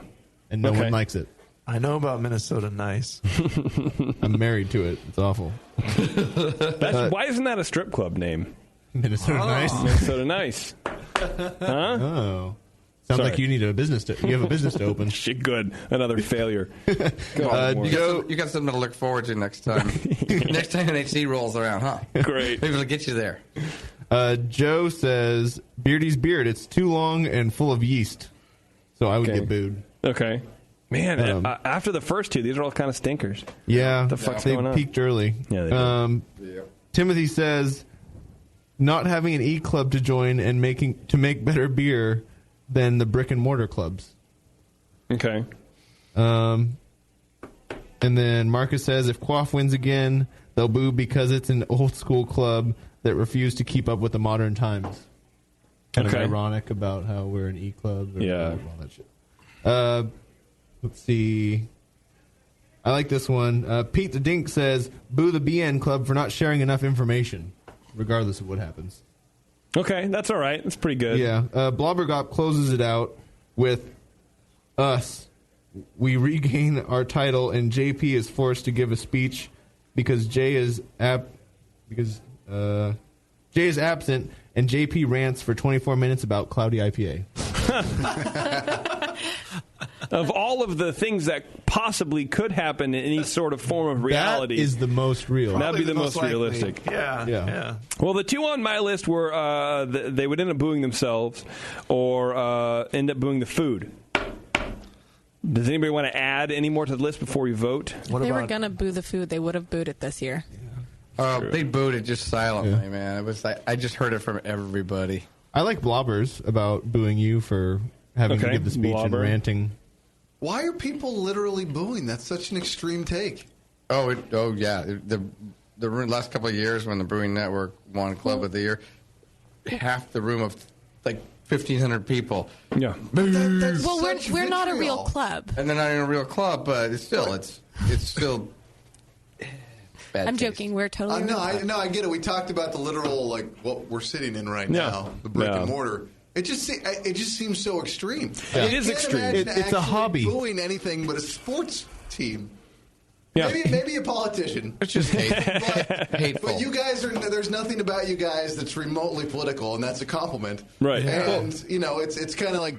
This is all... Beer has its own politics, and for sure. Even a sports team. How would you like 1,000, tens of thousands of people booing you for having a bad day at the office? Oh, have you been to a Sharks game? Yes. Okay. Yeah. I'm saying, how would you feel? Let's get Patrick getting Marlowe booed on the phone. Yes. For a bad day at the office. Right. It's still shitty even for a sports team to have that happen. That's true. But they're getting compensated like millions of dollars. No offense to anybody. No one in this room, I imagine, is getting compensated millions of dollars. If so, you needed to tell me a long time ago, Jason. You're probably safe with that. I'll give you 2 of my Teslas. Just 2? Yeah, just 2. Well, I need 5, so you pick your own colors. Which one? You pick your colors. Wednesday and Friday. Get a free wrap. You like those ones? Yeah, but. Okay, let's vote on this fucking game, huh? I'm getting tired. You look tired. Thank you very much. It looks good on you.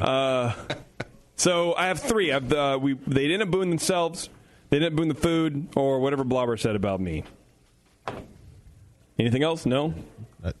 No, those were good. Those were the highlights, I think. All right, who says they would end up booing themselves? I like that one. I like that one. Yeah, that's good. Yes.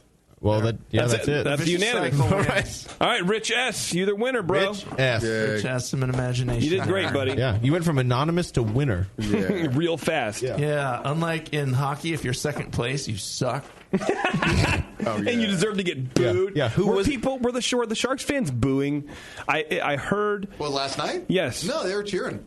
Were they? Oh, yeah. Because did they know who won? It seemed like when Crosby was getting the Conn Smythe or whatever, and then when he went out, maybe they were just booing him. But for the first couple of rounds, when they were throwing the cup out, it sounded a lot like booing. No, there was a little bit of booing in that regard. Yeah. But I thought you meant were they booing the Sharks? Because no. Because I was ringside for Game 7 when they lost to the Kings 2 years ago. And being ice level when those boos started raining down in the final minute, it was intimidating. I was like, oh, dear God, this is terrible. It was one of the most revealing experiences of my life to be there, literally ringside and hearing those boos come down. I was thinking, this is not okay. But last night, it sounded like when they were doing the Conn Smythe, I think there was a little bit for Crosby, but once they started the presentation, I think Sharks fans realized, hey, you know what? This is more than a rivalry. This is the history of hockey. You gotta cheer because of what it represents. Yeah. And same thing when they were, when they first presented the Stanley Cup. When they said your champions, the Pittsburgh Penguins, I think there was boos. But then when the Cup came out, I think they then cheered again. Because Sharks fans are pretty, even though, the Bay Area is not exactly Hockey Town, USA, the fans here are smart enough and they realize quickly enough, you know what, you got to show your respect where you need to show your respect. Yes. Yeah, this is the first time they've gotten this far. Yeah. This is a big, big thing. I know a lot of Sharks fans who've been pissed off for years and hate life, and you don't even want to look at their Facebook page on a Sharks game day because you just know it's going to be something horrible. That's me. Is that the smoked porter again? What do you? No, this is the espresso. It's the Imperial Espresso we haven't tried Stout. This one yet. No, we haven't tried this one yet. So it's 9.5, which is great. Anyway, that I need all of that. That wraps up the show. But here, would you mind just pass I got to give a great shout out to my handlers this year. Okay, who were they? They did a bang up job. Yeah, the whole team. The whole team. How many did you have? 3 to 4. Doc needs handlers. Doc gets not out of control, but he cuts loose. I can wander off. Yeah, right. That's for everybody, Doc. So be careful how much you pour. Okay. Too bad. Doc cuts loose. Somebody needed to have handled that pour, maybe. Probably. I like Doc. Yeah. I've known him for 18 minutes. I like that. Anybody that does the name, how did you come about the doc? Justin. He's a doctor. And I'm a doctor. There's that. A literal doctor? He earned it. Oh, he's a dentist. That's a doctorate. Yeah. DDS. Yeah. Doctor of Dental Surgery. There it is. How many years of school? Yeah, it's only 10 years of school. Yeah. How many do you remember? Well, the 80s were kind of medicated. Pretty much most of them. Oh. Yeah. Yeah. Well, that's good. Yeah. So it's, but in general, that whole decade was a little blurry. Yeah. Well, that's fine. I feel like if you were alive in the 80s and it wasn't blurry, you didn't do it right. Exactly. Yeah.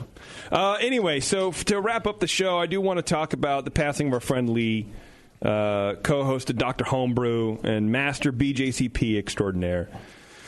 For those of you who are listeners to Dr. Homebrew, you'll remember about 6 months ago or so,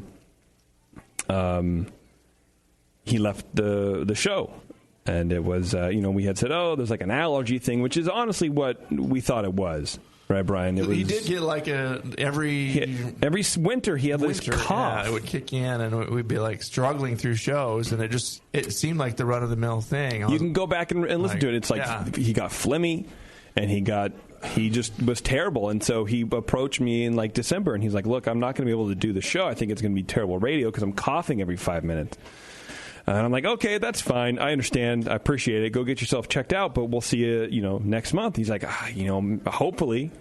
And then, he wrote me back a couple weeks later and was like, hey, my doctor says I have lung cancer. And it's pretty aggressive, and I think it was stage 4 at the time or something. I forget. Yeah. It was. And he was like, look, just keep it to yourself. Tell the Brewing Network people so they know that I'm not some fucking flake. But and at this point, we've been doing shows for like 2 years. Yeah, it'd been going on for probably 2.5 years by then. Yeah, and so I honored his request. Of course, I'm not gonna call anybody out, but he wanted to get a handle on what was going on, and.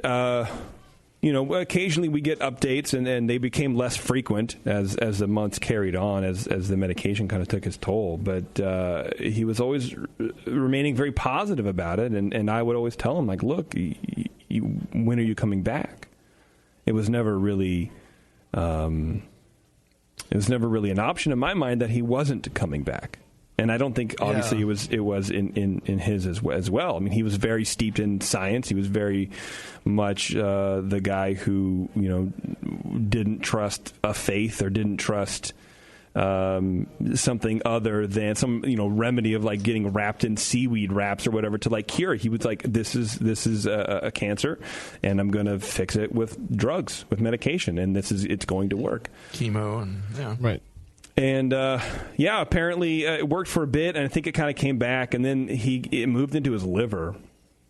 And I think that's ultimately kind of what did him in, unfortunately. He just never could come back from that. I think the last email I got from him was May 4th. And he had taken a walk, and he was like, I'm feeling pretty good, and the drugs seem to be working, and at least not growing, and everything's cool. And then... I don't know, a few weeks after that, his brother posted on Facebook, and he was like, it's not going well. Yeah, that was very similar to my last email from Lee, too. It was like he was kind of coasting along, and it seemed like things weren't getting worse, as things were kind of stabilizing, but he was he was fighting for his life, and you knew it, but you never want to assume that your friend and the mentor in many ways isn't going to come back. So it's rough, man. Yeah, for sure. And I didn't know Lee very well. We didn't hang out or anything, but I'd known him in the beer industry, and obviously doing the show. I mean, you hang out with a guy for 3 hours every month, you get to know him as much as you can. And he was a good dude. He was a sarcastic dude, very dry, funny, knew a shit ton about beer, man, and was just very inspiring in that way. Very inspiring in the beer industry, in the beer community. I know Peter Munoz, one of our friends here, a friend of the show and a friend personally, learned a lot And I think learned a lot from Lee. And I think Peter makes some great beer, and I think a lot of it has to do with Lee. And Peter has a great palate and a great sense for what he's tasting, and a lot of that he'll give props to Lee. And I think there are hundreds. I would bet hundreds of other people that can make that same claim. Yeah. The hundreds is not stretching it at all. Not at all. I helped Lee with classes in Oakland, Berkeley, and classes in San Francisco. He helped out the San Francisco Homebrewers Guild with a batch of like some people who have become really good judges. And when I first got into beer judging, I met Lee in 2003 when I had first gotten into home brewing. I started brewing in like December of 2002, and I made some beers, and I entered in this competition I'd heard about called the World Cup. And I believe at the time Lee was the president of the Barrier Mashers, and I brought my beer into this competition, and I won a second place ribbon with one of the first 5 beers I had brewed in like the American Amber Ale category, which was huge. And so I was like stoked, and I'm at this competition. I'm like, I wanted to get more involved with the community, and I started talking to people, and they're like, talk to Lee, and like, how do you get involved here, and what's going on? I was like one of these newbies that we hear sometimes is really enthusiastic about stuff and coming into it and wants to brew a lot and learn more. So I talked to Lee there for a couple of minutes and asked him about the club and what they do and what the dues are and all this stuff. And at the time it was living in Pleasanton or getting over to Oakland or Berkeley was kind of far for me, so I didn't join the club then. I just started my own club later. But he kind of just made it sound really easy. It was just like, well, yeah, we just have a club, just pop in and you can visit us and meet some of our members, and people are all about sharing knowledge, and that's one of the things he was always all about, was just sharing his knowledge. And when I started getting into judging, he helped me learn a lot about Belgians, because he's been over there many times and knows a lot of the styles that I had weaknesses in. I know German styles pretty well and American styles, but I had some gaps. So I'm like, what beer should I bring in for my beer judging class that I was starting? And he really filled me in with a lot of good knowledge. And again, he didn't give me shit for being ignorant, and he wanted to share it. He wanted to help people out, and that's what he was all about. Yeah, I really appreciated his gift of being able to share his knowledge and give you honest feedback in a way that didn't make people defensive. And it was just, he was the right amount of encouraging and also just honest feedback that it was very disarming to people. And it's just awesome that he got the chance to be on the Brewing Network to spread that a lot farther than he could just from the local homebrew club. Yeah, I think we're very lucky that happened as well, for sure. And better for all of us. Yeah, you're right. His feedback was very, and I think that's the clinician in him. That's that very scientific. It's just, this is what it is. There's no judgment, but here is how you can fix it. Or this is what I'm getting. Right. And if he would go to bat for what he believed he was tasting, but he would acquiesce, and that's what makes a good beer judge. Yeah, and I think he just did a great job of making sure that you didn't feel that there wasn't any judgment like, oh, you're a shitty brewer. Yeah, like you should stop. yeah, it's best if you just stop now. Like let's just sell all your equipment. I'll take your bottles and shit, but everything else you can just throw away because you're rubbish. You're never going to be any good at this. Yeah, it was never that. It was very much always encouraging. Yeah, even if you're drinking a horrible beer. I mean, there's some beer judges that will say, well, you got it into the bottle. Here you go. Take that. But I mean, those are the beers that need the most feedback, and he would pick out specific defects and help you. He knew how to fix all of them. A lot of us, I need to study for many more years before I get anywhere near as knowledgeable as he was on a lot of those topics. And he was actually a lower ranked judge than me for a while. But when we started our judging group, I worked my way up pretty fast, and I never got a big head about it. He never got a big head about it, but I just found, and he never made a big announcement. I just found out one day he was master level, and I was like, oh, cool, It was probably around the time we were starting the idea of the show, and I knew he was like a great person to talk about beer with. It's like, well, let's bring him into the show. I mean, this is a great idea. I couldn't remember how that happened, but I'm glad you did, because the show wouldn't have been the same without him. I mean, it won't be the same. Never will be the same. And I'm not entirely sure what to do about it. We're recording on Thursday. I don't know. That'll be a tough one. I mean, this is tough right here. But that next set of shows is going to be kind of fucking shit. Yeah. So I don't know. I don't know how. I mean, things go on, and that's the cycle of life. But I mean, he was 53, man. It just to go out like that, it sucks. Just sucks. So we're bumming here at the Brewing Network, and we wish Lee safe travels to wherever he's going, and his friends and family.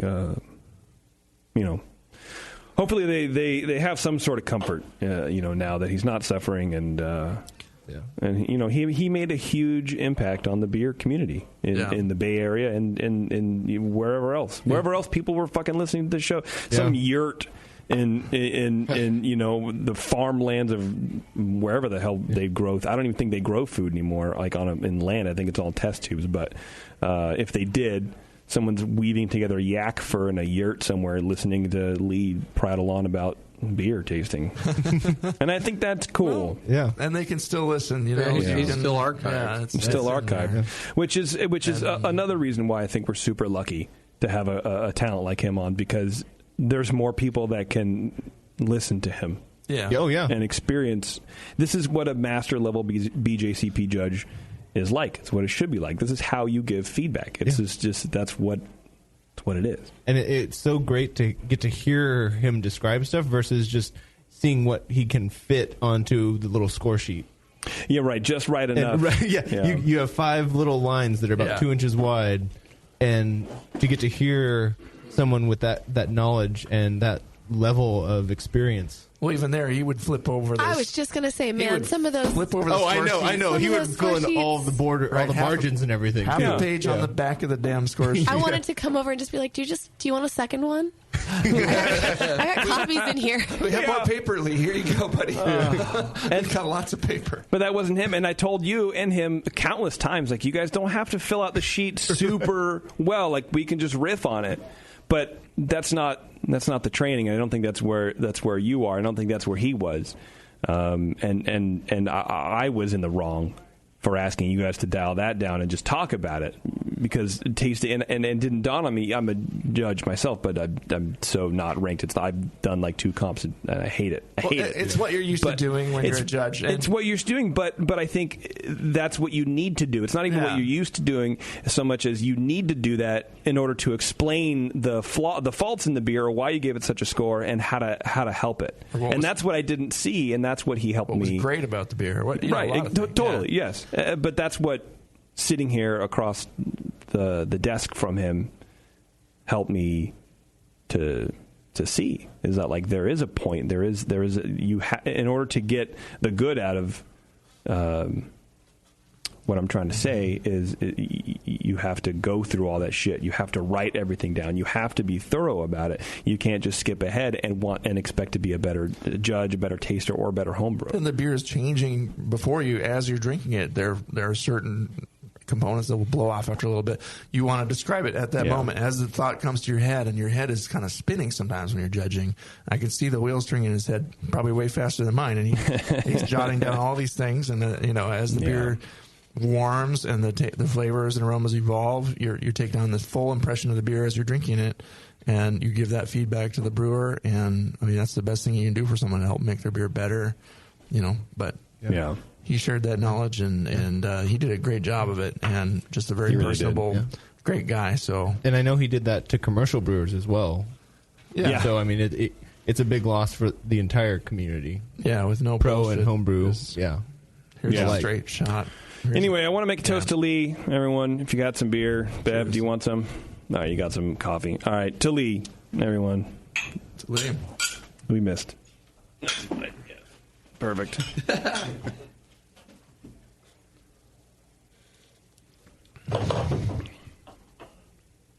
I don't know.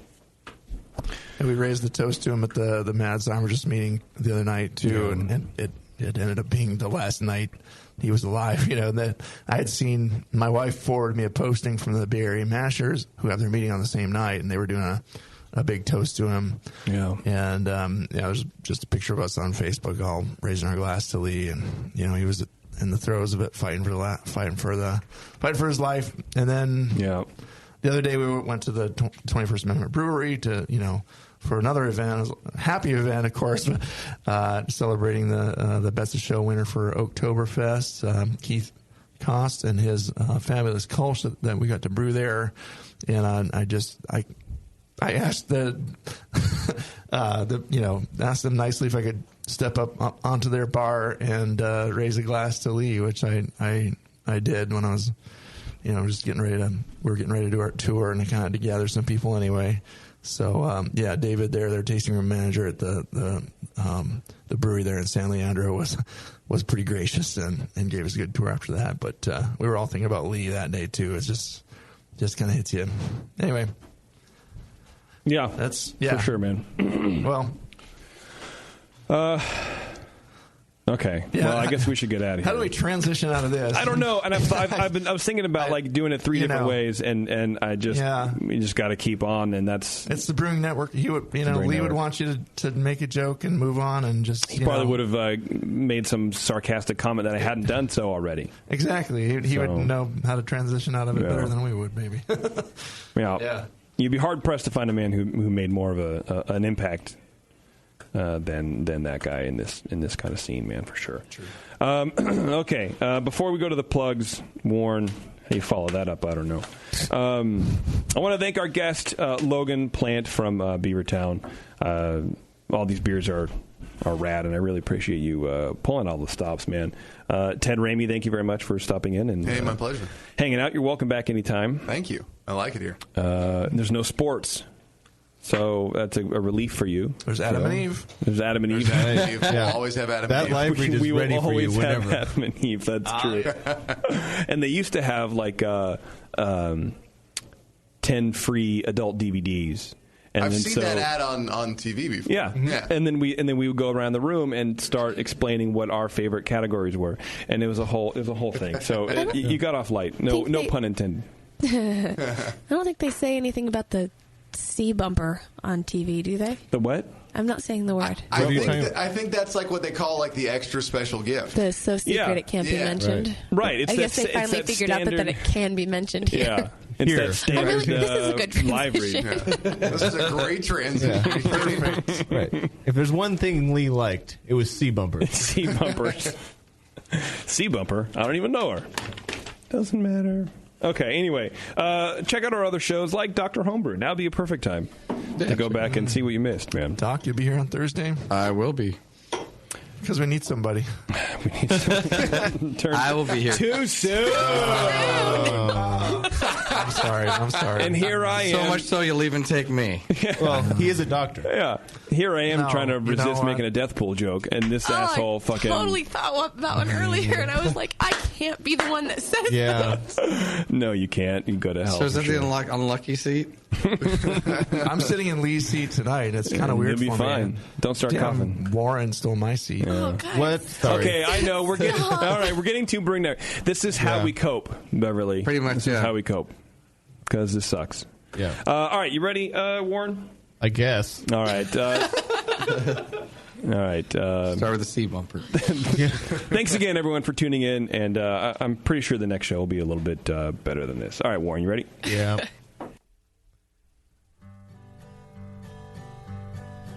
Thank you to our show sponsor, More Beer. You can get absolutely everything you need to make great beer at home by going to morebeer.com. Logan Plant from Beavertown sent us a ton of great beer and filled us in on what he's been up to over on his side of the pond. Ted Ramey from KMBR was kind enough to put up with a few no-talent hacks, and Logan, and Brian, and Bevo. Brian stopped by in between his appointments over on Dr. Homebrew to help us remember our friend and fellow brewcaster Lee Shepard. And you can merge your love of Disneyland with your lack of engaging podcasts and go over to earsuppodcast.com as JP, Terrence, Bevo, and Taryn talk about all things Disney. Go check out Moscow Hops cartoons over at hoplifestore.com. Get on Twitter for more great beer insight and homebrew info. Follow Nate Smith at nathanhomebrew.com or Nathan Homebrew, Mike McDole at Tasty McD, JP at Major Dip, and Warren's adding to the noise over at Another Beardy. Today's show was produced by JP or Bevo, or maybe neither, and your host has been JP. Be sure to follow the Brewing Network on Facebook, Twitter, and Instagram. Thanks, Lee.